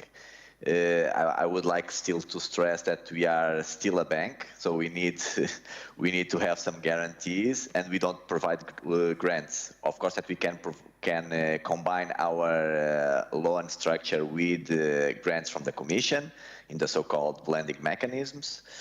And what I can reassure is that this type of projects, so that enhance the interoperability and the connection between rail and ports, are projects that receive a very big interest from the bank, and they are also ranked high in the priority and the classification that we internally give to these projects. So I mean, it's not, let's put it this way, it's not a matter of the bank is not wanting to support, but the bank is available. If there are requests and if there are entities and stakeholders interested in knowing a little bit more, they can contact me. I mean, I'm sure that the organization will disseminate my contact, my email, no problem with that, and I will put you in contact with the required persons to make a first assessment of the let's say the bankability of the project. Because as I initially said, I mean, we are also a public bank, so we need to align with the policies of the Commission. So we need to make sure that the projects are robust, economically speaking and technically speaking. So there is, let's say, an assessment or a due diligence process that we do normally up front. But I mean, these type of projects, we have been financing them. They are interesting for the bank objectives, and we are open to hear your concerns, and we are open to support you, of course. Thank you, José. Yes, Connor, please. Yeah, I'll just come back to Joseph as well, particularly regarding, let's say, smaller to medium-sized companies. We have a lot of railway companies today which maybe have 5 to 10 locomotives in their fleet. We understand for the bank, the thresholds, you're looking at bigger projects normally. So what would be the advice there for how smaller companies can look at somehow working with the bank? Is there experience in working with consortiums, for instance? Or what would be the best way to proceed in this regard? Yeah, so there are several possibilities. Yes, it's true that normally the bank, especially, I mean, in Europe, looks at loans with bigger tickets. So I would say that a project, a minimum project we would look at would be something around 50, 40 million with at least a 20 million loan. I know that this type of, the magnitude of these loans is not achievable for small companies, not only in the rail sector, but also in the internal waterway sector and other transport modes. The options are diverse. So, I mean, if there is a possibility to combine, to bundle all these projects under an umbrella of a consortium of a company that, or a governmental agency that also has some financial robustness, then we can, for instance, have what we call the framework loan or a program loan. If that's not possible, also to structure such entity or such umbrella above all the projects, there are the possibilities of going through what we call intermediate loans, meaning that we have specific loans or specific lines of credit with commercial banks that then subsequently need to disseminate these according to certain sector objectives. This is also done many times together with the European Investment Fund that also focus their products in smaller, let's say, in smaller projects or smaller entities with less capacity to raise the big tickets that the bank is looking for. It's not a matter of, let's put it this way, it's not a matter of objectives in terms of money. It's just a question that internally we also would not have the required resources to look at all these projects individually. So I mean, the fact that we have this difference from commercial banks, that we make a very detailed due diligence on the technical side of the project, also inhibits us from, let's say, supporting then a big number of smaller projects. I mean, we need to have this cap on that regard. But please, I mean, get in contact with me by email, and we will try to find a solution and see what are the available channels that you might have to raise a loan or eventually a grant with the Commission on those sectors and for those specific operators. Okay, thank you. Sure. So thank you very much. And so we were talking about now. There's also the Connecting Europe facility. So I think we need to prepare already the third phase, so for the next multi-annual framework of the European Commission, and maybe to organize better lobby together between the port sectors and the rail sectors. I think that was the last words. Donc les derniers mots peut-être pour conclure. Right, so we're perhaps going to wrap up the morning session without any other questions. Let's wrap up. Thank you very much to all of you. Congratulations to the non-French speaking for taking part in the discussion in French. And so now, without further ado, we break for lunch. So we are 10 minutes late, so I suggest we try to, let's say, keep the 10 minutes, and so we will resume or start the afternoon session at 2:10. All right? So enjoy your lunch, and make the most of this time, and make the most of the view. Let there be light.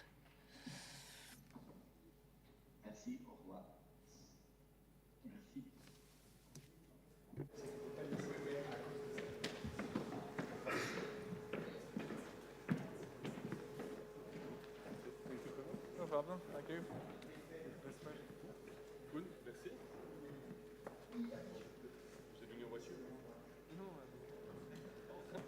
Je ne sais pas si les micros sont encore...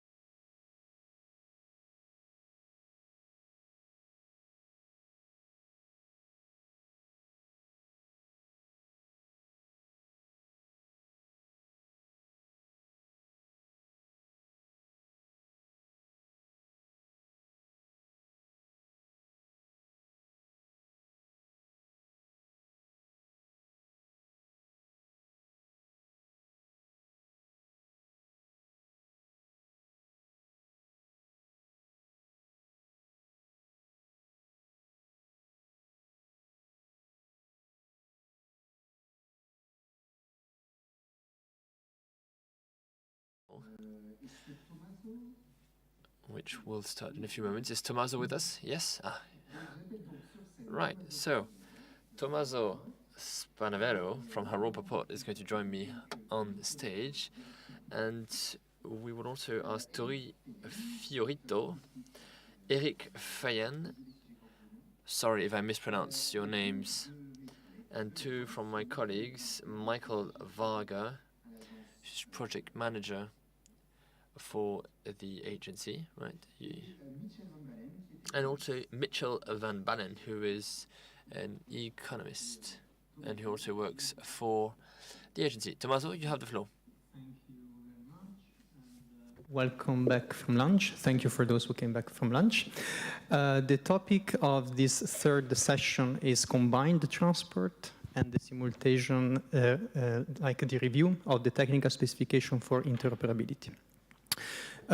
Indeed, like we have in our panel, Tori Fiorito from the European Federation of Inland Port. We have Eric Feyen from URR, who is technical director. And from the agency, we have Michael Varga and Mitchell Van Balen. So one of the advantages that we have when you are like the last panel of a conference is that you can follow up some of the points, some of the messages which were like given in the previous sessions. And one of the points which was made extensively from Connor, for instance, from ERFA, is that currently what we have in terms of like market share, like for rail, freight, like shows a dominance of road transport, a situation which has been going on for several years. And we are in a context, a European context, with the Green Deal, with the Sustainable Smart Mobility strategy, which really set some serious objectives in terms of decarbonization of our transport. Therefore, a new paradigm for like freight transport is really important in Europe. And we have a piece of legislation which really which is like one of the most important legal instruments to really foster the shift of the freight market from road to more sustainable modes of transport, which is the Combined Transport Directive. It's a directive with many flaws, many shortcomings, and we all know about it. One of it is very outdated. It's a directive from 1992, 1992, so it's a directive of 20 years old, therefore completely outdated in its provision, in its scope, even in its language. And now we touched upon this topic because we try to seize the moment that the European Commission has prepared a revision of this directive in the coming months, probably at the beginning of next year. And simultaneously, we have the initiative of a revision of the technical specification for interoperability, which may actually also support a successful makeover of combined transport in Europe. The first question which I have for each of you, it's kind of like a general question. So I will invite you to take each of you the floor and give you your view on this point.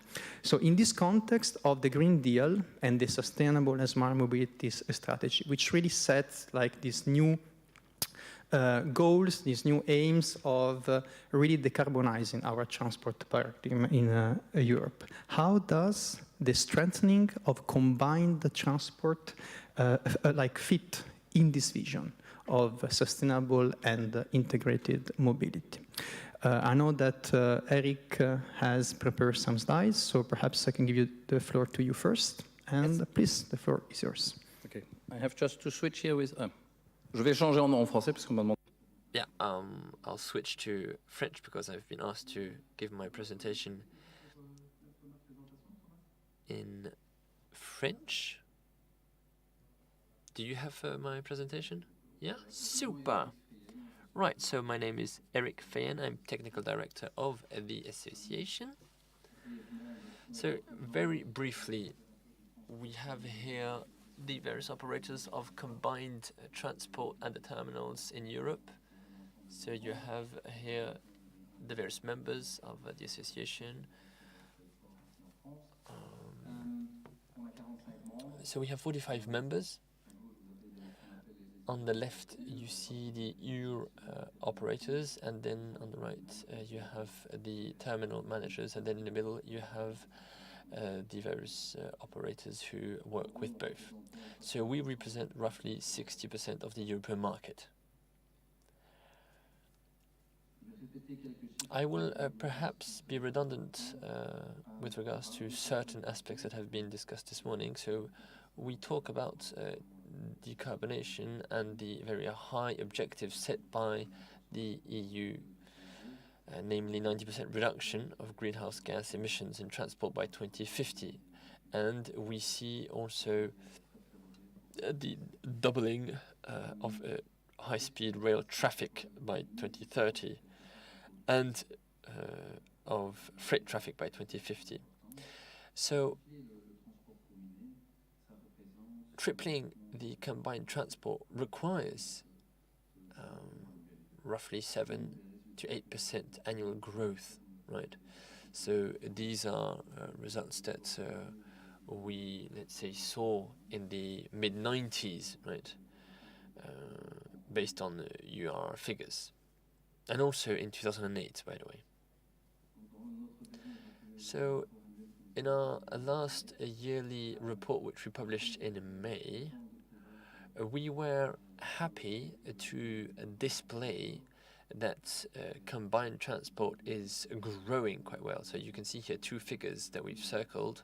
So the increase in terms of consignment, so plus 8%, and so this is exactly the rate that we need if we want to multiply threefold combined transport. If you take COVID years, we also had the same figures. So we are on the right path, if I may. Now you see a difference between the consignment and the total ton kilometer.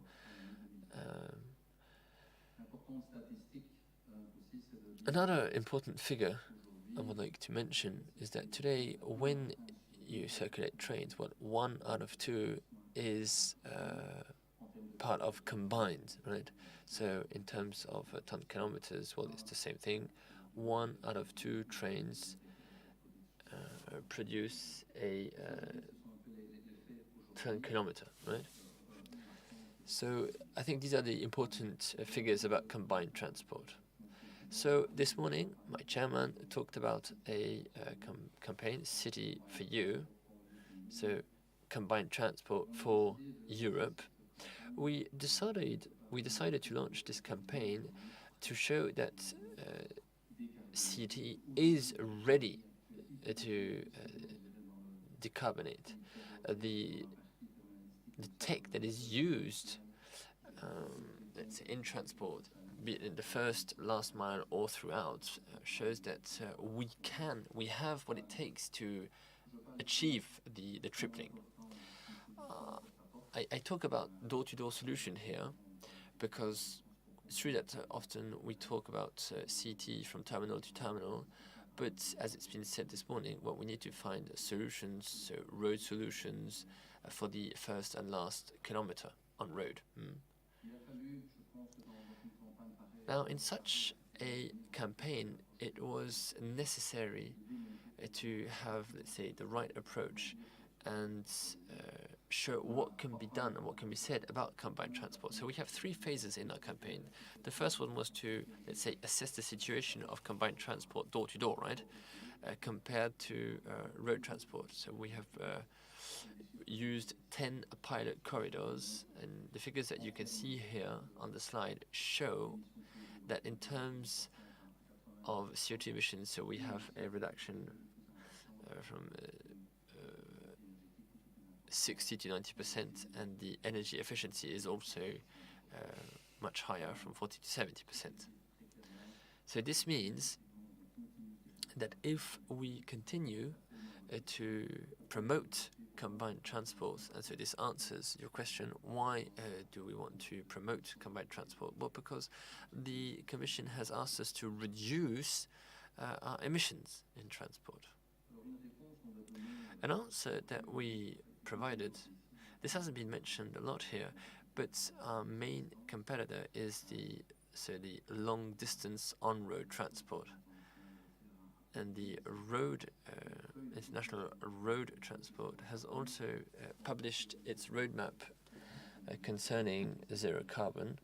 And we need to show that we are also ready. And this is why we published another study that shows that the technologies that are used on road or on rail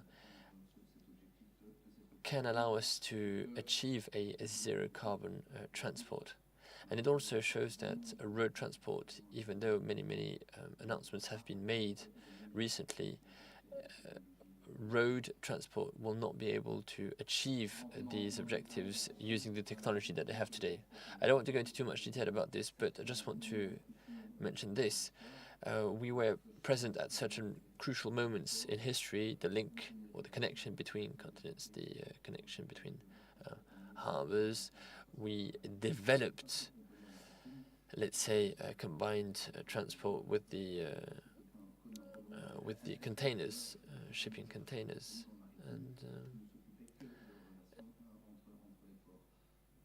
and so some players at the time only managed connections between harbors, and so 50 years later, 150 operators do combined transport. We were also there in the 1970s and 1980s, which were, let's say, the glorious years of combined transport. And then, as a consequence, obviously normal, because, you know, as it was mentioned in 1992, we have the directive on transport. And so, well, there was a big impact on the use of combined transport by clients. And so from the 90s on, we saw development rates close to 20%. So that was in the 90s, yeah. Now, today, we have a certain number of opportunities, talking about CT still. I'm not going to dwell too much about carbon emission, but we have one challenge I want to mention, is the shortage in terms of truck drivers. And this is obviously a problem for our clients, and this is one way, let's say, for us to push combined transport. I would like to end my presentation by talking about the so-called greening freight package. So these are the package that should be adopted by the Commission in the coming months or years. So we have 4 examples here. So the directive revision, the city directive revision. You are has been fighting for 15 years now for the revision of this directive. I don't know why, to be honest, the Commission has taken so long to do so. I guess that this directive plays a very important role, and this is why this campaign is so important, because we want to convince as many member states as possible to promote combined transport. We talked about the issues with regard to cross-border transports, and well, this should allow us to find solutions for this. What is interesting also is that the Commission wants to, let's say, work on measures. They call this the new count emissions EU regulation. In a nutshell, this is a combined transport calculator, right, for CO2 emissions. I want to draw your attention on the fact that CO2 emissions cannot be the only benchmark, right? We need to take into account external costs, and this obviously will give rise to many intense discussions.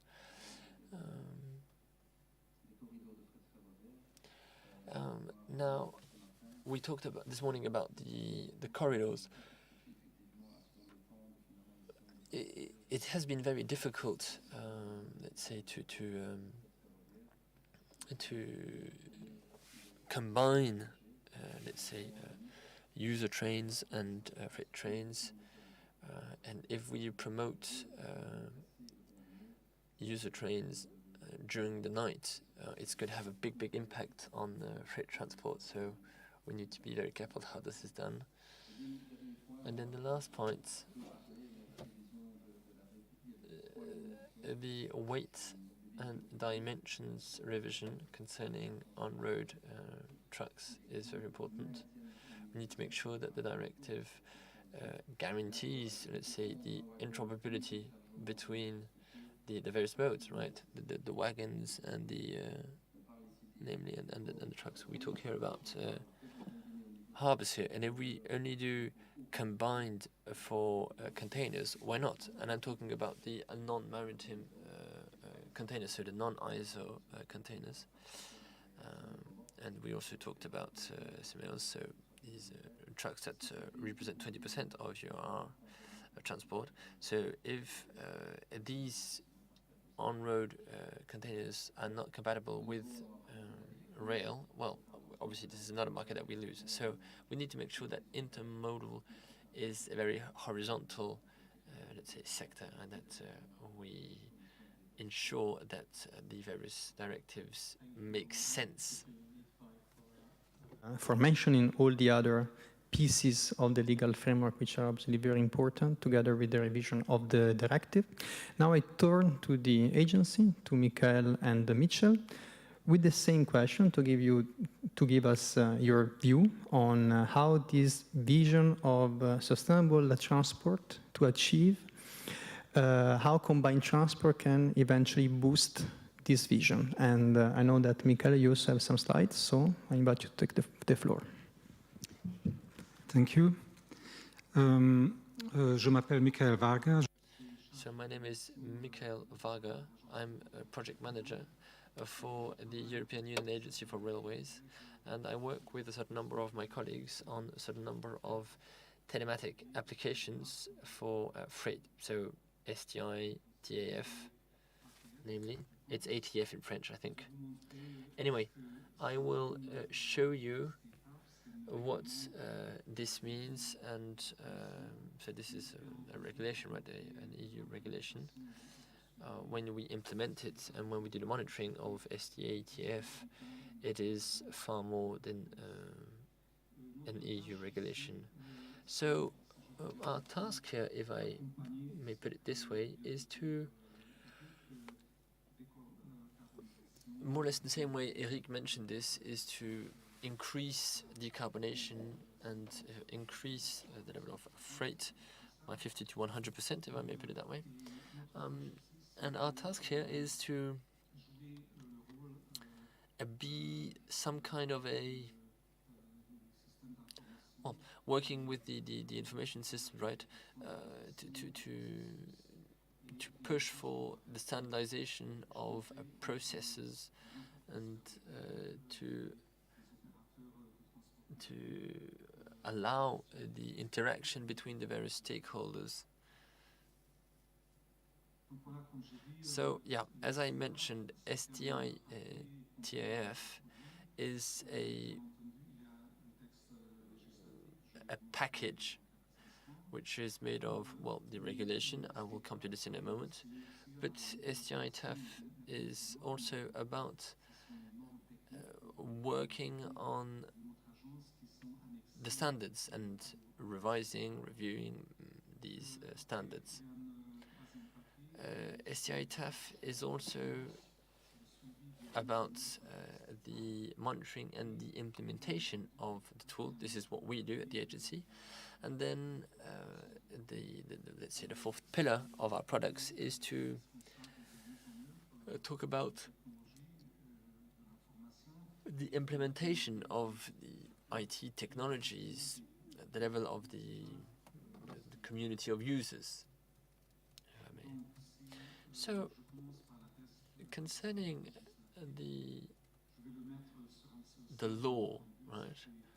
So as you can see it on this slide, well, obviously it's longer if you if you go to Euronext, but this is let's say a summary of this. So you have the various phases or steps of transport, planning, operations, and after operations. So you have the various steps that are implemented via STI TAF. So it starts with the order, then the plan, let's say, the roadmap, or the planning of the wagon trip. And so you have let's say, the various movements also of wagons at some point. And the STI here is in charge of setting the rules for exchanges, data exchanges, managing the infrastructure, wagon owners, the operators. And for each block that you can see here on the slide, you have a document that describes all the elements of this block, namely who sends what message to whom, and if there is an interaction between the stakeholders, how do the people interact, and what type of message do they send each other, and so on. Now, well, I already mentioned earlier on that so there is a law directive which is 40 to 50 pages long. Now, in these 40 to 50 pages, you cannot bring together or put together all the various standards linked to STI TAF. So to do so, we use a certain number of technical documents that we have at the agency, which contains the descriptions of a number of messages. There are roughly 30 messages in STI TAF, and they are described in detail. I'll give you an example here. So you have the alert message here, for instance. So you have the content, what it looks like, the body of the text, and so on. And each message is described the same way in the technical document. And the technical document is managed in a, let's say, a change process, which is managed by our agency. And if we take, for instance, EM, UAR, and others, they also take part in this. So the idea is to have messages or modifications or changes that will be useful to the whole of the rail sector. And to, let's say, meet the demands of the sector, since the review of STI TAF, we allowed different or other messages to be integrated. And so we can have other messages which are not necessarily under the STI TAF format if they have the same types of data in the message. So if we take an example, for instance, here, you have a certain number of messages here that have been developed by UR with regards to let's say, technical data about the train, estimated time of arrival, for instance. And so what we displayed is that it was very possible to transform these messages into STI TAF messages and transform the STI TAF transport message formats into the format used by the operator or client. So the idea is that the systems that have been developed, be it by the managers or operators, are very costly, and we don't want to, via our changes, to make it impossible for them to use that tool. So here you have a message, so under XML format.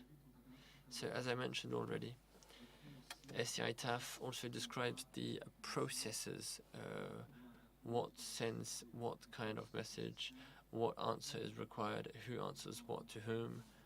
And so in the technical document you have the description for rail companies, the managers, operators, wagon owners, and so they have the description on how to change the messages, wagon identification, namely, and other examples also. It's very important because if everyone works in, in their own, on their own, well, there's no interoperability, and so the idea is to avoid creating a European patchwork of so many different documents. And we also have a third part of the STTAF, basically follow-up of implementation of the STI. At the agency, we have a group, a dedicated group, which is in charge of the monitoring of implementation for the different functions that you've seen on your slide. And if you don't have an example for train follow-up and the way they are implemented in Europe, when you see a country which is green or dark green, this means that at a national level, companies have properly implemented this function, and basically this means that they are in a position to exchange this data. If you have countries in red, it means that they are not 100% of their implementation.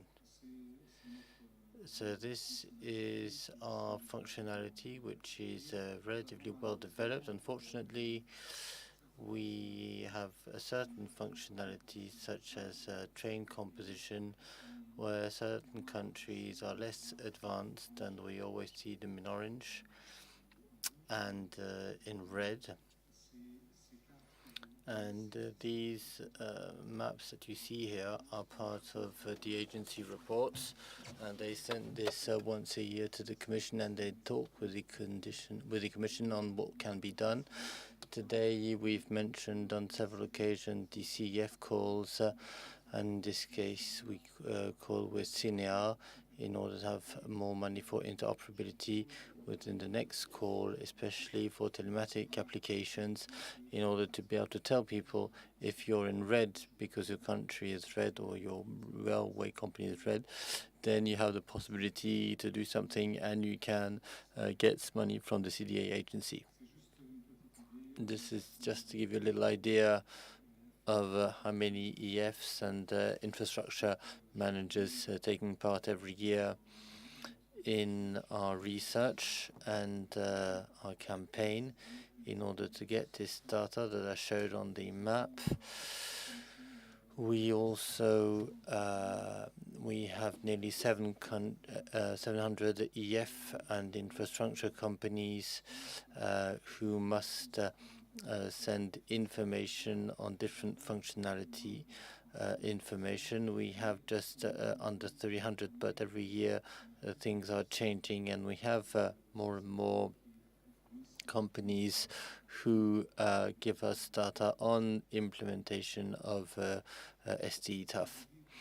And as I said earlier on, at the end of the presentation, I would like to present or tell you how we ensure that EFs and infrastructure managers who want to implement can count on companies who already have products on the market and who can help them and who can incorporate their requests.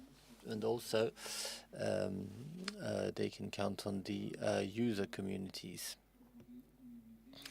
Just to give you an idea, there's a company called GSG, so Joint Sector Group, JSG, which ensures us that every company has a digital code. So maybe this team is very standard, but without a digital code, you cannot exchange data under STTAF format, and this is why it is very important to have this. So we have 328 infrastructure managers or companies who already have this code. Then there is information pertaining to train circulation. Thanks to our colleagues working at RME, they have the Train Information System application. You can see the abbreviation here, TIS. And they have 22 countries covered. And they have 1.6 million trains processed in their system every year. And the number of messages exchanged every year is around 163 million messages per year. And these are STTAF format messages, of course. Then for the letters and the wagon reports. We have an implementation company which works at the European level. It is called Real Data, and they have Orpheus for the lettres de voiture, and also for wagon events they have the ISR, which is the improved system reliability, and you can also see the figure, the number of messages sent every year, how many are exchanged every year at the European level within the framework of REN data. And you can also see that they are 144 million messages of events pertaining to wagons per year. And this is compatible with STI TAF prescriptions. I would also like to show you that there is a system which is called CSPS with 30 countries covered, 166 EFs, 35 infrastructure managers, IMs, and we have 2,600 dossiers that are processed every year in Vienna, and you may seem that 260 dossiers is not much, but all in all, this enabled us to get all international trains to use the rail network in Europe. And I believe that my presentation would be available at this conference. And there are a certain number of links available, of course. And you can also see have access to the agency's reports, which shows how we need to ensure that your system and your messages are in line with the STI TAF.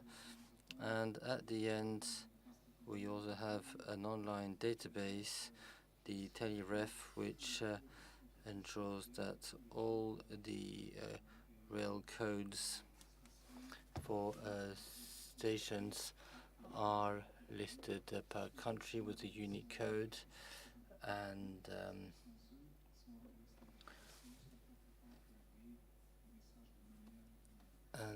yes, things must be mentioned non-ambiguously. Thank you, Michael. In order to underline the importance of Daniel, by Kuhn, and also the importance of interoperability, which was indeed also highlighted today by Laurent Cebulski. We continue, since it's like very much complementary, with Mitchell from the agency. Also, like your view on how combined transport can help us to achieve the objectives of the Green Deal and the sustainable and smart mobility strategy. Merci aussi pour commencer. Well, thank you very much. To start with, unfortunately, I'm not too good in French, so apologies. To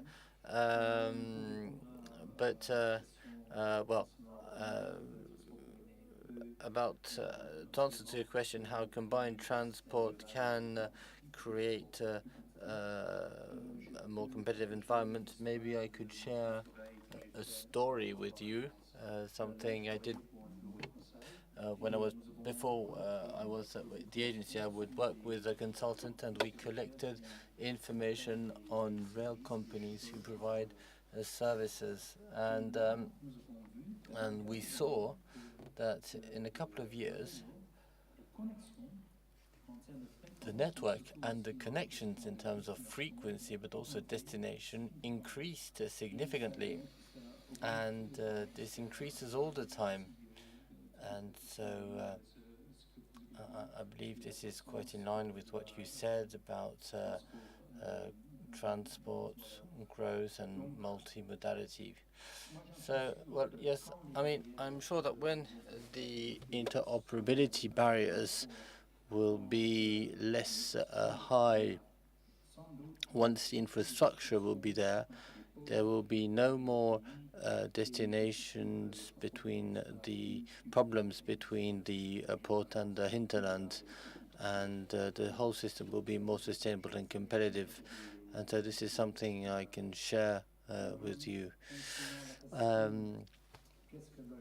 Regarding what the agency did and how the agency contributes to improve the situation for combined transport, I would like to share the story or examples of initiatives that we've worked on during the last package for the sustainability specifications, because we worked specifically on a certain number of suggestions to improve combined transport.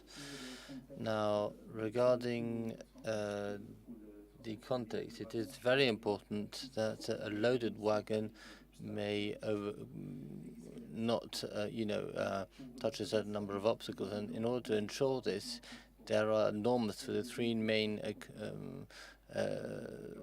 containers. And today, the way how these three containers are measured, listed, and codified is complex because there's a certain number of norms and different practices because of differences between countries and companies. And this has a negative impact on national and international transport because it makes things difficult. And the consequence being that combined transport is unfortunately considered as exceptional transport. And this, of course, adds an extra administrative layer and creates nuisances. And therefore, we work with many experts in the sector, Eric too, and we've thought about a mosaic of practices and norms, and we do have a certain number of countries where measurements are made with laser guides which determine exact position of obstacles and the number of lines. And there are many countries, most countries in fact, which are more conservative, and they measure they have a very conservative approach to their measurements. Now, for the wagons, you need to know that each intermodal wagon has a figure to indicate whether or not there's a deviation compared with a standard wagon. And this figure may be more or less favorable than the standard figure, but it is very important to decide on the dimension of the loaded wagon. So the figures attributed to the wagon have very different processes, and it is not always very clear which organization is responsible for this attribution. This is a factor which makes combined transport, more complex. Now, for multimodal transport, we've noted, especially thanks to Cartus, where many names were compared and analyzed, there are many norms which are not contradictory, not always contradictory, but they are often incompatible, and therefore it is necessary to explain which codification norm is acceptable. And so, as we observed these problems, the group made three important contributions. The first, we've provided legal prescriptions and clarifications on the way we codify the multimodal units for the line and the wagon. And thanks to this, combined transport norms will be integrated within the European legal framework for the first time. So I believe this is a huge contribution. Second point, thanks to this framework, in the STI for the operations, we can set the rules in order to determine when combined transport remains exceptional, but especially when it is not exceptional transport. So this is an essential contribution, because that way combined transport will become more often normal transport, and this is what we'd like to have. And third point, this is in the legislation, we now have a new mechanism in order to ensure data supply for all the lines with all the types of units that are transformed, whether for removable boxes or containers. And this will not be the case only for TEN-T lines, but also for all the other lines. There's a mechanism to let a railway company provide this information. And I believe that these three contributions are most welcome and are very important. And we've also provided some work in order to guarantee the fact that we communicate on these improvements and that these improvements be adopted by the sector. So we are going to produce an application guide, and this guide is going to explain very clearly what the impact will be for the sector. So in a nutshell, these are very specific contributions for combined transport that will be very helpful in order to enable combined transport. And I believe that this is an essential contribution within the new STI package. This overview. So far, we have touched upon the topic of combined transport from the point of view of rail, but we have here the chance of having with us the director of the European Federation of Inland Ports. Combined transport and inland ports is not necessarily something that, from a rail perspective, I also like put myself in the middle, is not something that comes at mind at first. So I also ask to you, from your specific point of view, how combined transport can fit in this general view of sustainable mobility. Feel free to use the English if you want to resist as well a little bit in the use of English.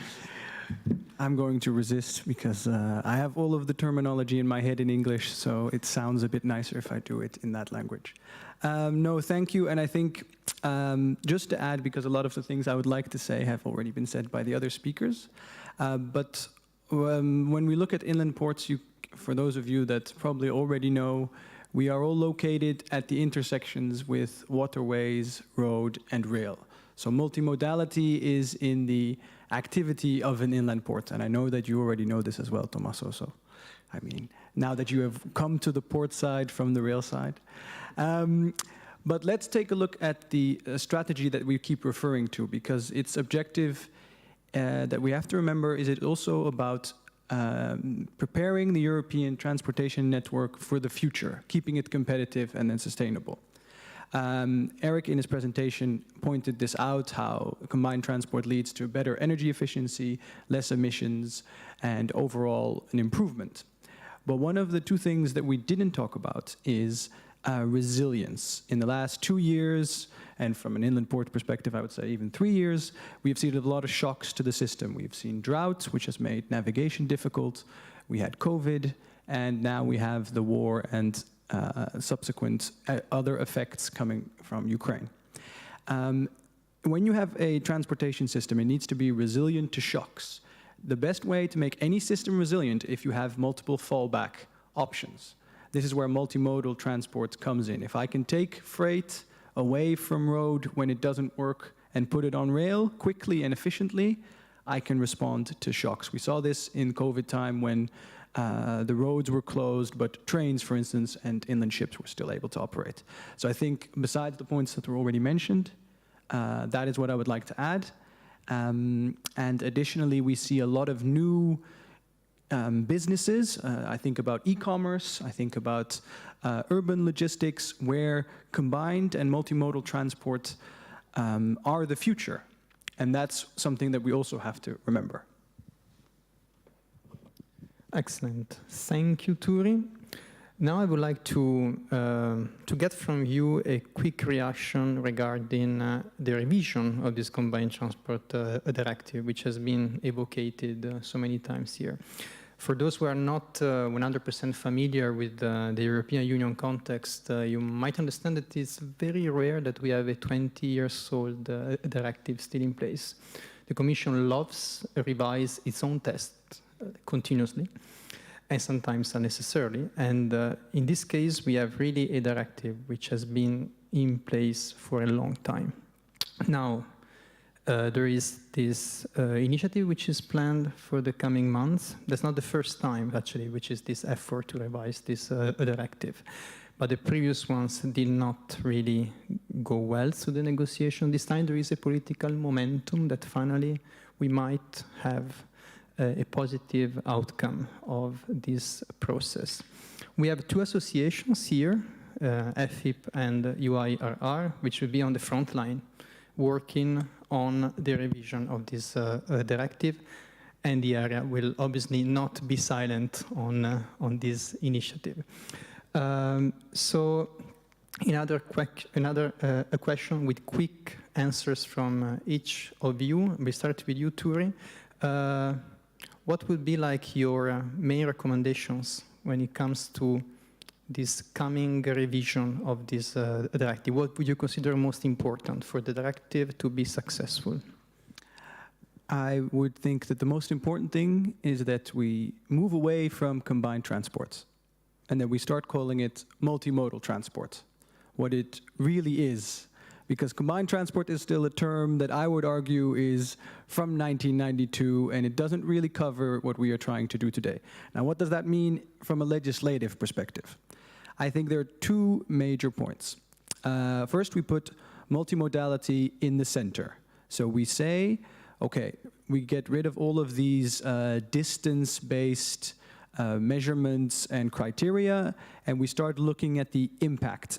In Eric's presentation, you could see that there are calculations being developed to see how different transport modes and combined or multimodal transport can improve, and I think that's very important. So let's not look at how far do things move or how short do they move. No, let's look at what is the positive and negative effects so that we can do the best. Personally, this also for me includes, now we have a restriction on inland shipping that it can only be on a longer distance. Why not short distance? And I would say the same for rail. If it's economically viable, let's do that. Second thing is, right now we only talk about intermodal units. And I understand that that's the way the business works in most cases, but why? We could also look at other forms of transport, say bulk, say liquid bulk. If you can do it multimodally, why not? Let's not restrict ourselves to only containers and only swap bodies. So I think we should expand the still now called Combined Transport Directive to be more ambitious together with the European ambitions that we have actually set. Thank you, Turi. So what I can get is really like a complete makeover of the scope of what used to be called Combined Transport Directive. And I wonder how much does Eric agree with that? So, je réponds en français. I'll answer in French. Well, the story of the definition of intermodal, multimodal, combined transport is history, and it is time to harmonize all of this. Why do we need to harmonize? Well, for the member states, because the member states need a clear roadmap to understand what they're going to support in terms of multimodality. I'll take an example.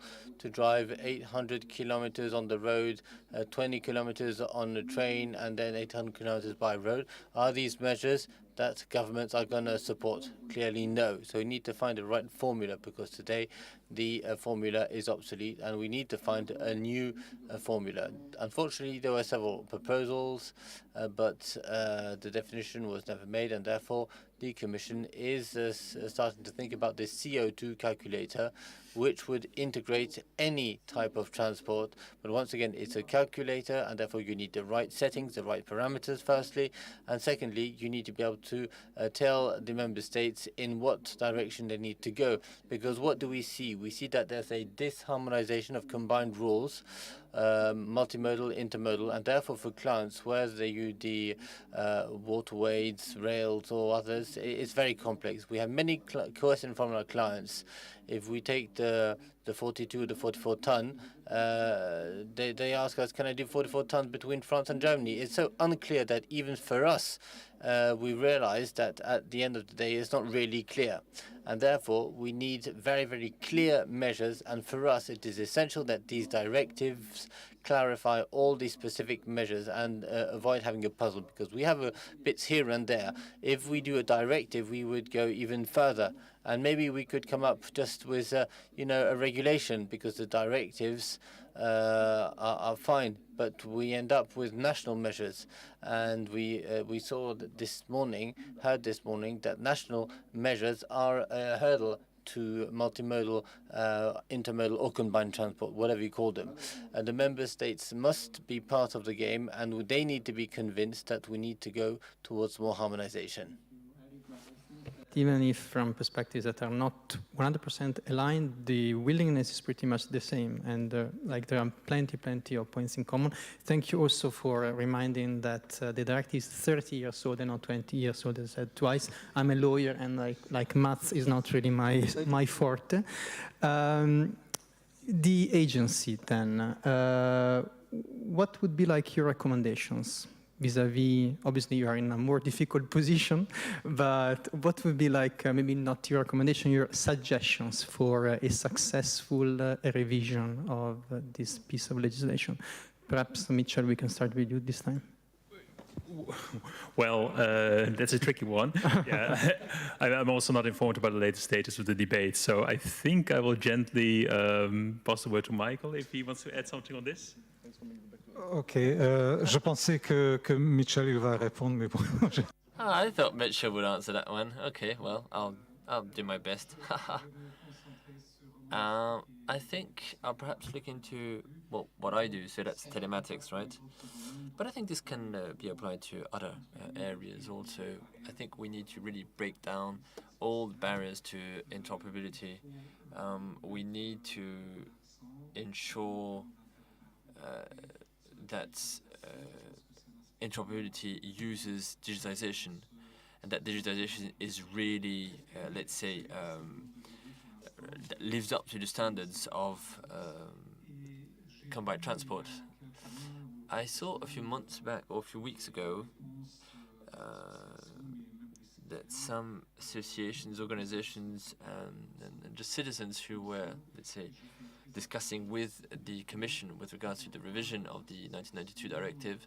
It was quite interesting, actually. A certain number of associations, harbour associations, or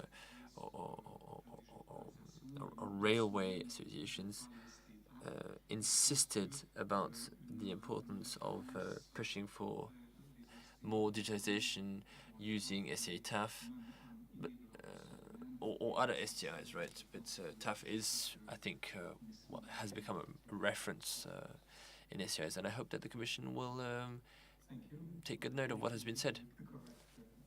Indeed. So as we come to the conclusion to the panel, I would like to see whether there is any question coming from the public. Yes, Idris. J'ai toujours des questions. I always have questions. We talked about current emission EU.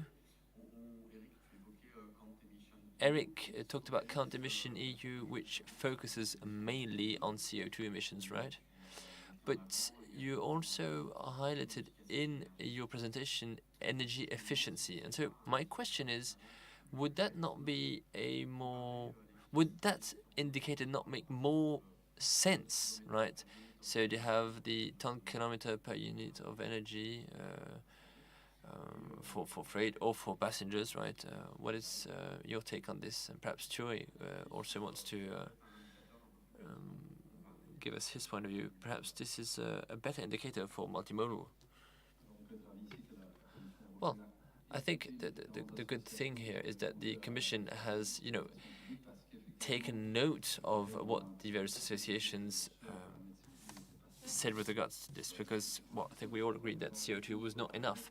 Now the question is, what other perimeter can be integrated in the system with a harmonized method all over Europe? So this is, I think, a big challenge that the EU is going to have to deal with and come up with the right proposal. Delft carried out the study, came to us and wanted to discuss the possible parameters. I believe that the Commission is aware that only considering CO2 emissions is not enough, because let's take it. Let's consider this. If, okay, railway reaches carbon-free and road also, well then what's the point, right? What's the point? And all the measures that we would support, be it for road or other transport modes, yeah, what was the point? So this is perhaps something that we'll be discussing in 15, 20 years, but I don't think or don't believe this is the Commission's objective. We've already mentioned the fact that the Delft study demonstrates differences between transport modes, and I guess that we really need to integrate this in the calculator, be it noise, be it pollution, and whatever the mode, right? If rail transport has negative points, well, we need to take this into account. But we really need to indeed consider this issue of parameters and what are the best parameters to take into account. I mean, you know what the discussion about the different transport modes leads to, and obviously road transport doesn't really agree with us on a certain number of points.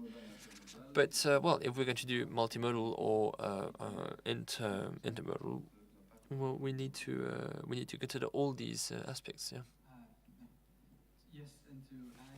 I think when this calculation eventually is finalized and whatever parameters we all hopefully eventually agree on, which I think will be a long discussion, we also have to ensure that afterwards it is also transparent and easy to use by the users. Because I can already imagine a very complicated calculation, but any company that tries to realize multimodal transportation will just look at it and go, I need a PhD for this, I have a day job. So that is also something that we have to keep in mind, besides the points, Eric. Thank you.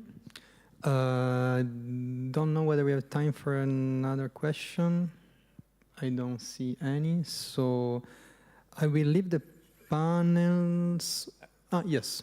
Juste pour terminer, je pense que. Yeah, just one thing, perhaps. We didn't really talk a lot about our clients, but the clients who want to do intermodal, really, we need to think about this. But our clients who want to do intermodal have not been trained. So many people, entities have come to us and telling us we don't know what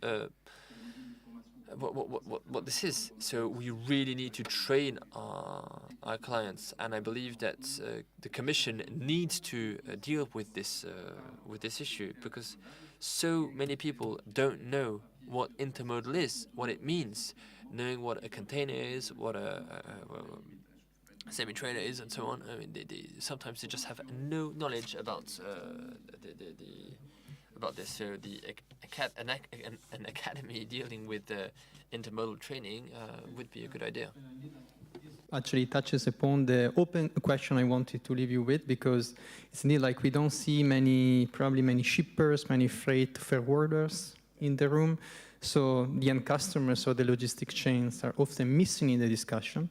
And this probably reveals to a certain extent the need also to foster some sort of like mentality change in the freight sector. And we hope obviously that all the initiatives being taken at the regulatory level and the work carried out by the agency could actually, especially on digitalization, could actually foster this sort of changes, which consequently can actually also foster some sort of mind change in the sector. Thank you very much to all of you.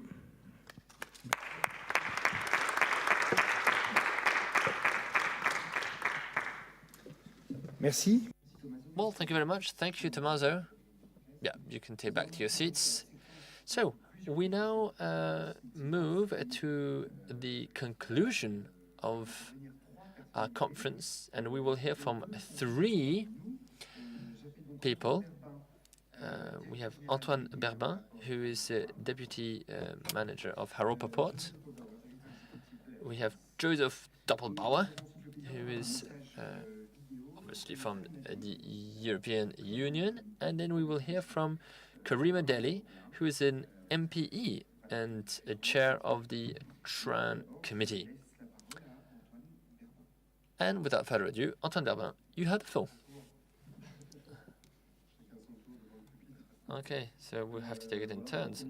Okay, I'll go first. Right, well, I'll start by thanking Joseph Doppelbauer and the European Union Agency for Railways for this lovely event. I want to thank all the people who took part in the event, the people who took part in the discussions. Very, very interesting discussions we had, indeed, about the connection between harbours and the rail network, interoperability, namely. We are very, very happy to have been, let's say, to have welcomed you here for this event. A lot has been said, a lot needs to be done, and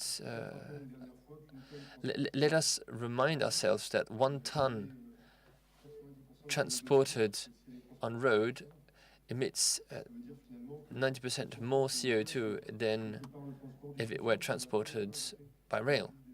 So we have the transport mode of the future, right? And each time we use rails to transport, well, we already are in 2050 in a way, because we will have reduced tenfold our CO2 emissions. And this is our challenge. And I really believe that the discussions we had today will help us achieve these objectives. Developing multimodality is really harbours' priority, be they inland harbours or maritime harbours. And this is the case of HAROPA Port, which obviously is a door to the world, but also a link with the inland, a link with the region of Paris also. So I think, yeah, these discussions today have also shed light on a certain number of hurdles, challenges that we still need to deal with. And all of this means that authorities, chargers, operators, local authorities need to work together. And we know that we can count on the European Union, your agency also, to help us work and develop our infrastructures to push intermodality. And in HAROPA, so from Le Havre to Paris, we will do everything that it takes. We are convinced that we still have a lot to do. Perhaps only the port of Hamburg has already done so much. They perhaps are, well, they've reached the objective, haven't they, in a way? But we have so much more to do in Le Havre. We only have 50% of modal. So yeah, we really need to work hard. If we consider freight more specifically, we need to insist more on railway freight, because it's true that we are really in competition with passenger trains. We need to renovate our tracks. This is usually done during the night in order to avoid having an impact on passenger trains, but this has an impact obviously on freight transport. We know that we need to develop more terminals, multimodal terminals, as Yuri said, in order to develop all our markets. I think we also need to work on rail paths, national rail paths and international rail paths. And find the, let's say, the standard. We talk about P400 in France. I don't know if this, let's say, technical aspect has a meaning internationally, but this is one the way in France we do this. And if we are able to work together and find common standards and common technical approaches, this is certainly going to make the connection between harbors so much easier. Now, just one last thing I want to mention. This is something that Thierry mentioned in an email. There was the ruling by the European courts about the harbor in Brussels, which wanted to maintain the railway connection against the decision of Infrabel, who wanted to valorize, let's say, in a different way, the ground on which the tracks were. And so the ruling mentioned that that the inner port needed to be connected to the rail network, and they also mentioned the fact that the bad operations and the bad maintenance are not sufficient to suppress the connection. So I think the court actually, in this way, put it clearly that we cannot just do away with the future just to, let's say, for the benefit of present time business of profitability. So yeah, I think this ruling once again shows that multimodality has really become a very important topic for everyone and an important objective for everyone. So thank you very much once again to all of you for taking part in this event. We need to work together on multimodal transport, and we need to do it all together. Thank you very much.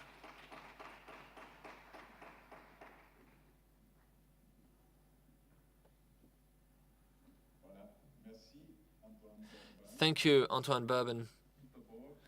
And let me start by thanking the speakers for the very interesting presentations, the very interesting discussions. We have heard today so many interesting things. As Stéphane Raison mentioned, the battle will be fought and won on the ground. So we need to set up a combined platform for multimodal transport. On the road towards carbon-free transport, and in order to protect climate, we need to act now. We cannot lose any more time. As we've heard this morning, the modal part of rail is very weak. On average, in Europe, 17%. I heard that the modal share in Le Havre is 5%. In Hamburg, well, they have 50%. Yeah, well, that's our objective. We need to improve the modal share. We cannot forget in our context that the infrastructure is fully laden, and we cannot double the capacity. So we therefore need to prepare the infrastructure. And I read during the break that in Germany there was a proposal, a big project, so between 2024-2030, to reopen very important corridors. But then obviously it's going to take time and it's going to cost a lot of money. We also discussed this morning and heard about the importance of digitization. We cannot forget more distant problems, distant from the harbors, right? And this is in the technical interoperability and the operational interoperability. We need to include the issue of languages. This afternoon, we discussed STIs.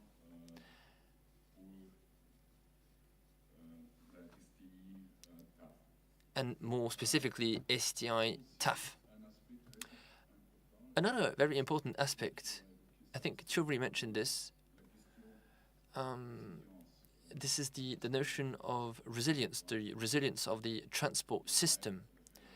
I believe that rail transport needs to play a very important role in this respect.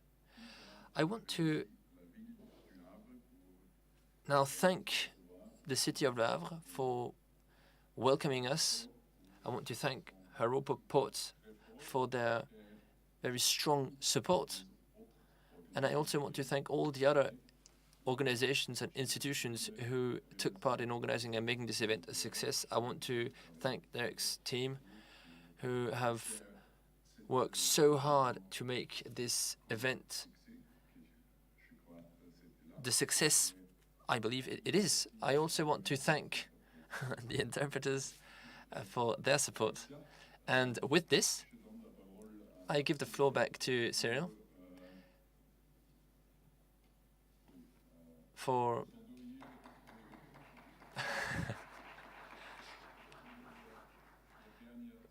for the last session Q&A. Yeah, and just before we will listen to Karima Deli. Oh yeah, I forgot her. Yeah, I'm sorry, I forgot her. How could I? So we now hear from Karima Deli, who has a message for us, which has been recorded. Ladies and gentlemen, hello.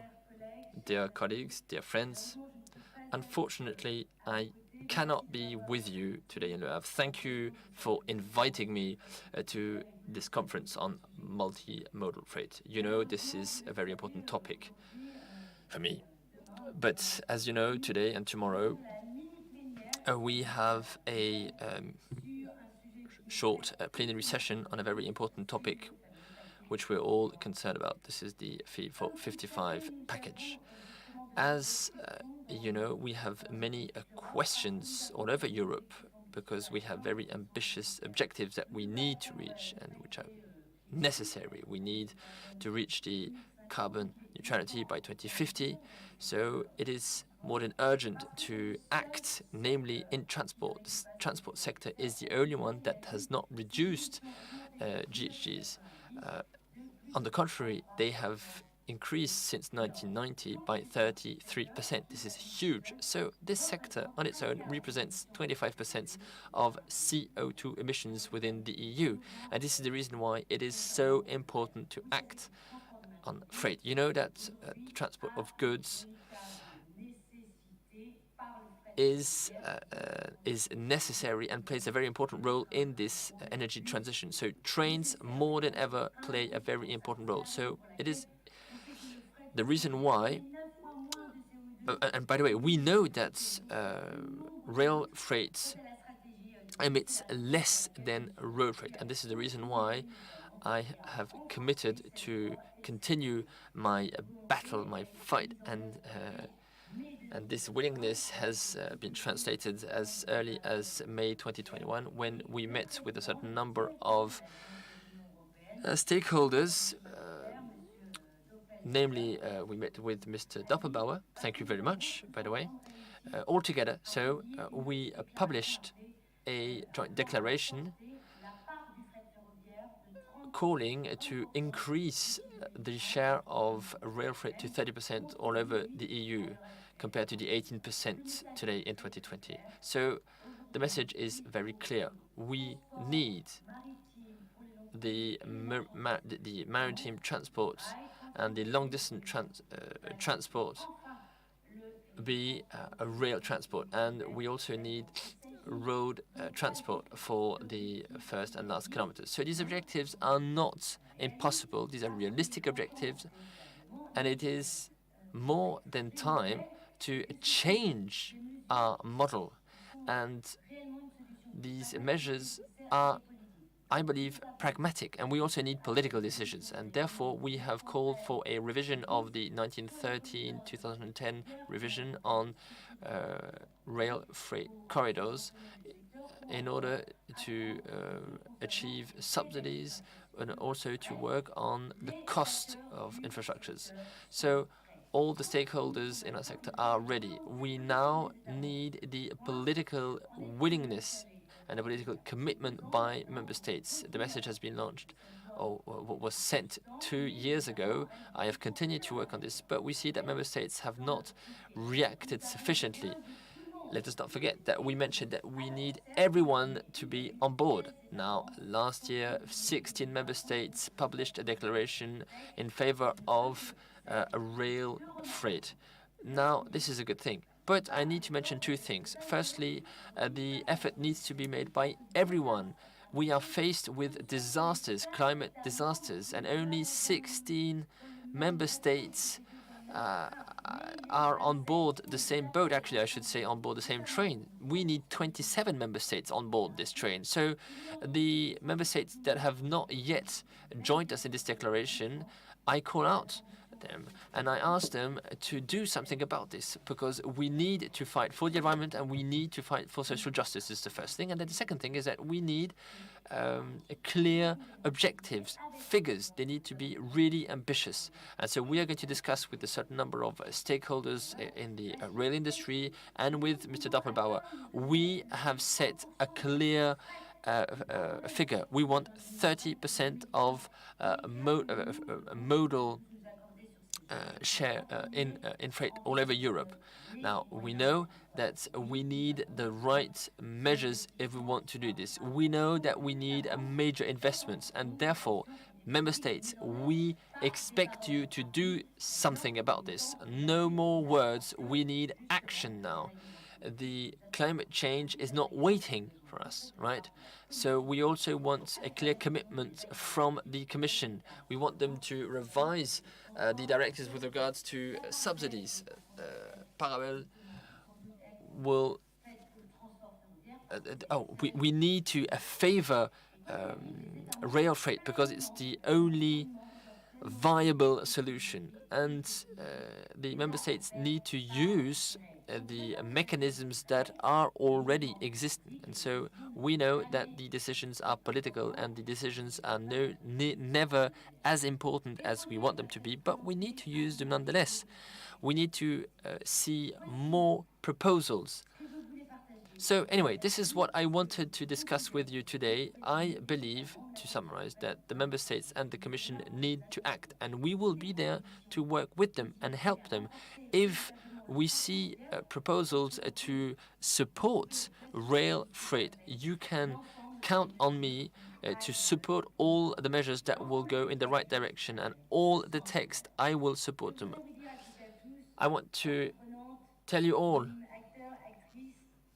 stakeholders, NGO members, and so on, we need to act together for the transition to be successful and on time. Count on me, and with this, I wish you a very lovely day. Bye-bye.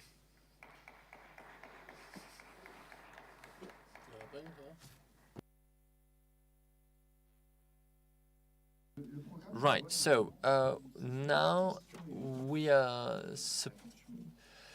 we move to a Q&A session, questions for Mr. Doppelbauer or for Antoine Perbin or to any expert who took part in the various discussions today. Does anyone have a question or questions? Any topics you want to discuss? Have the last declarations or conclusions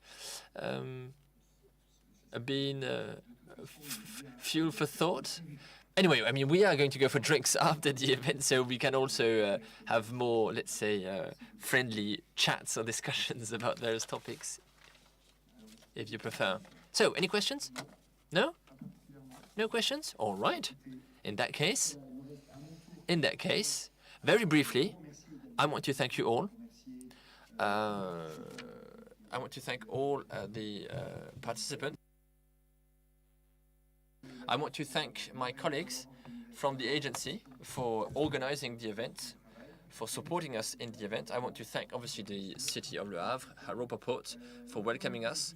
So we meet on ERA's website, era.eu,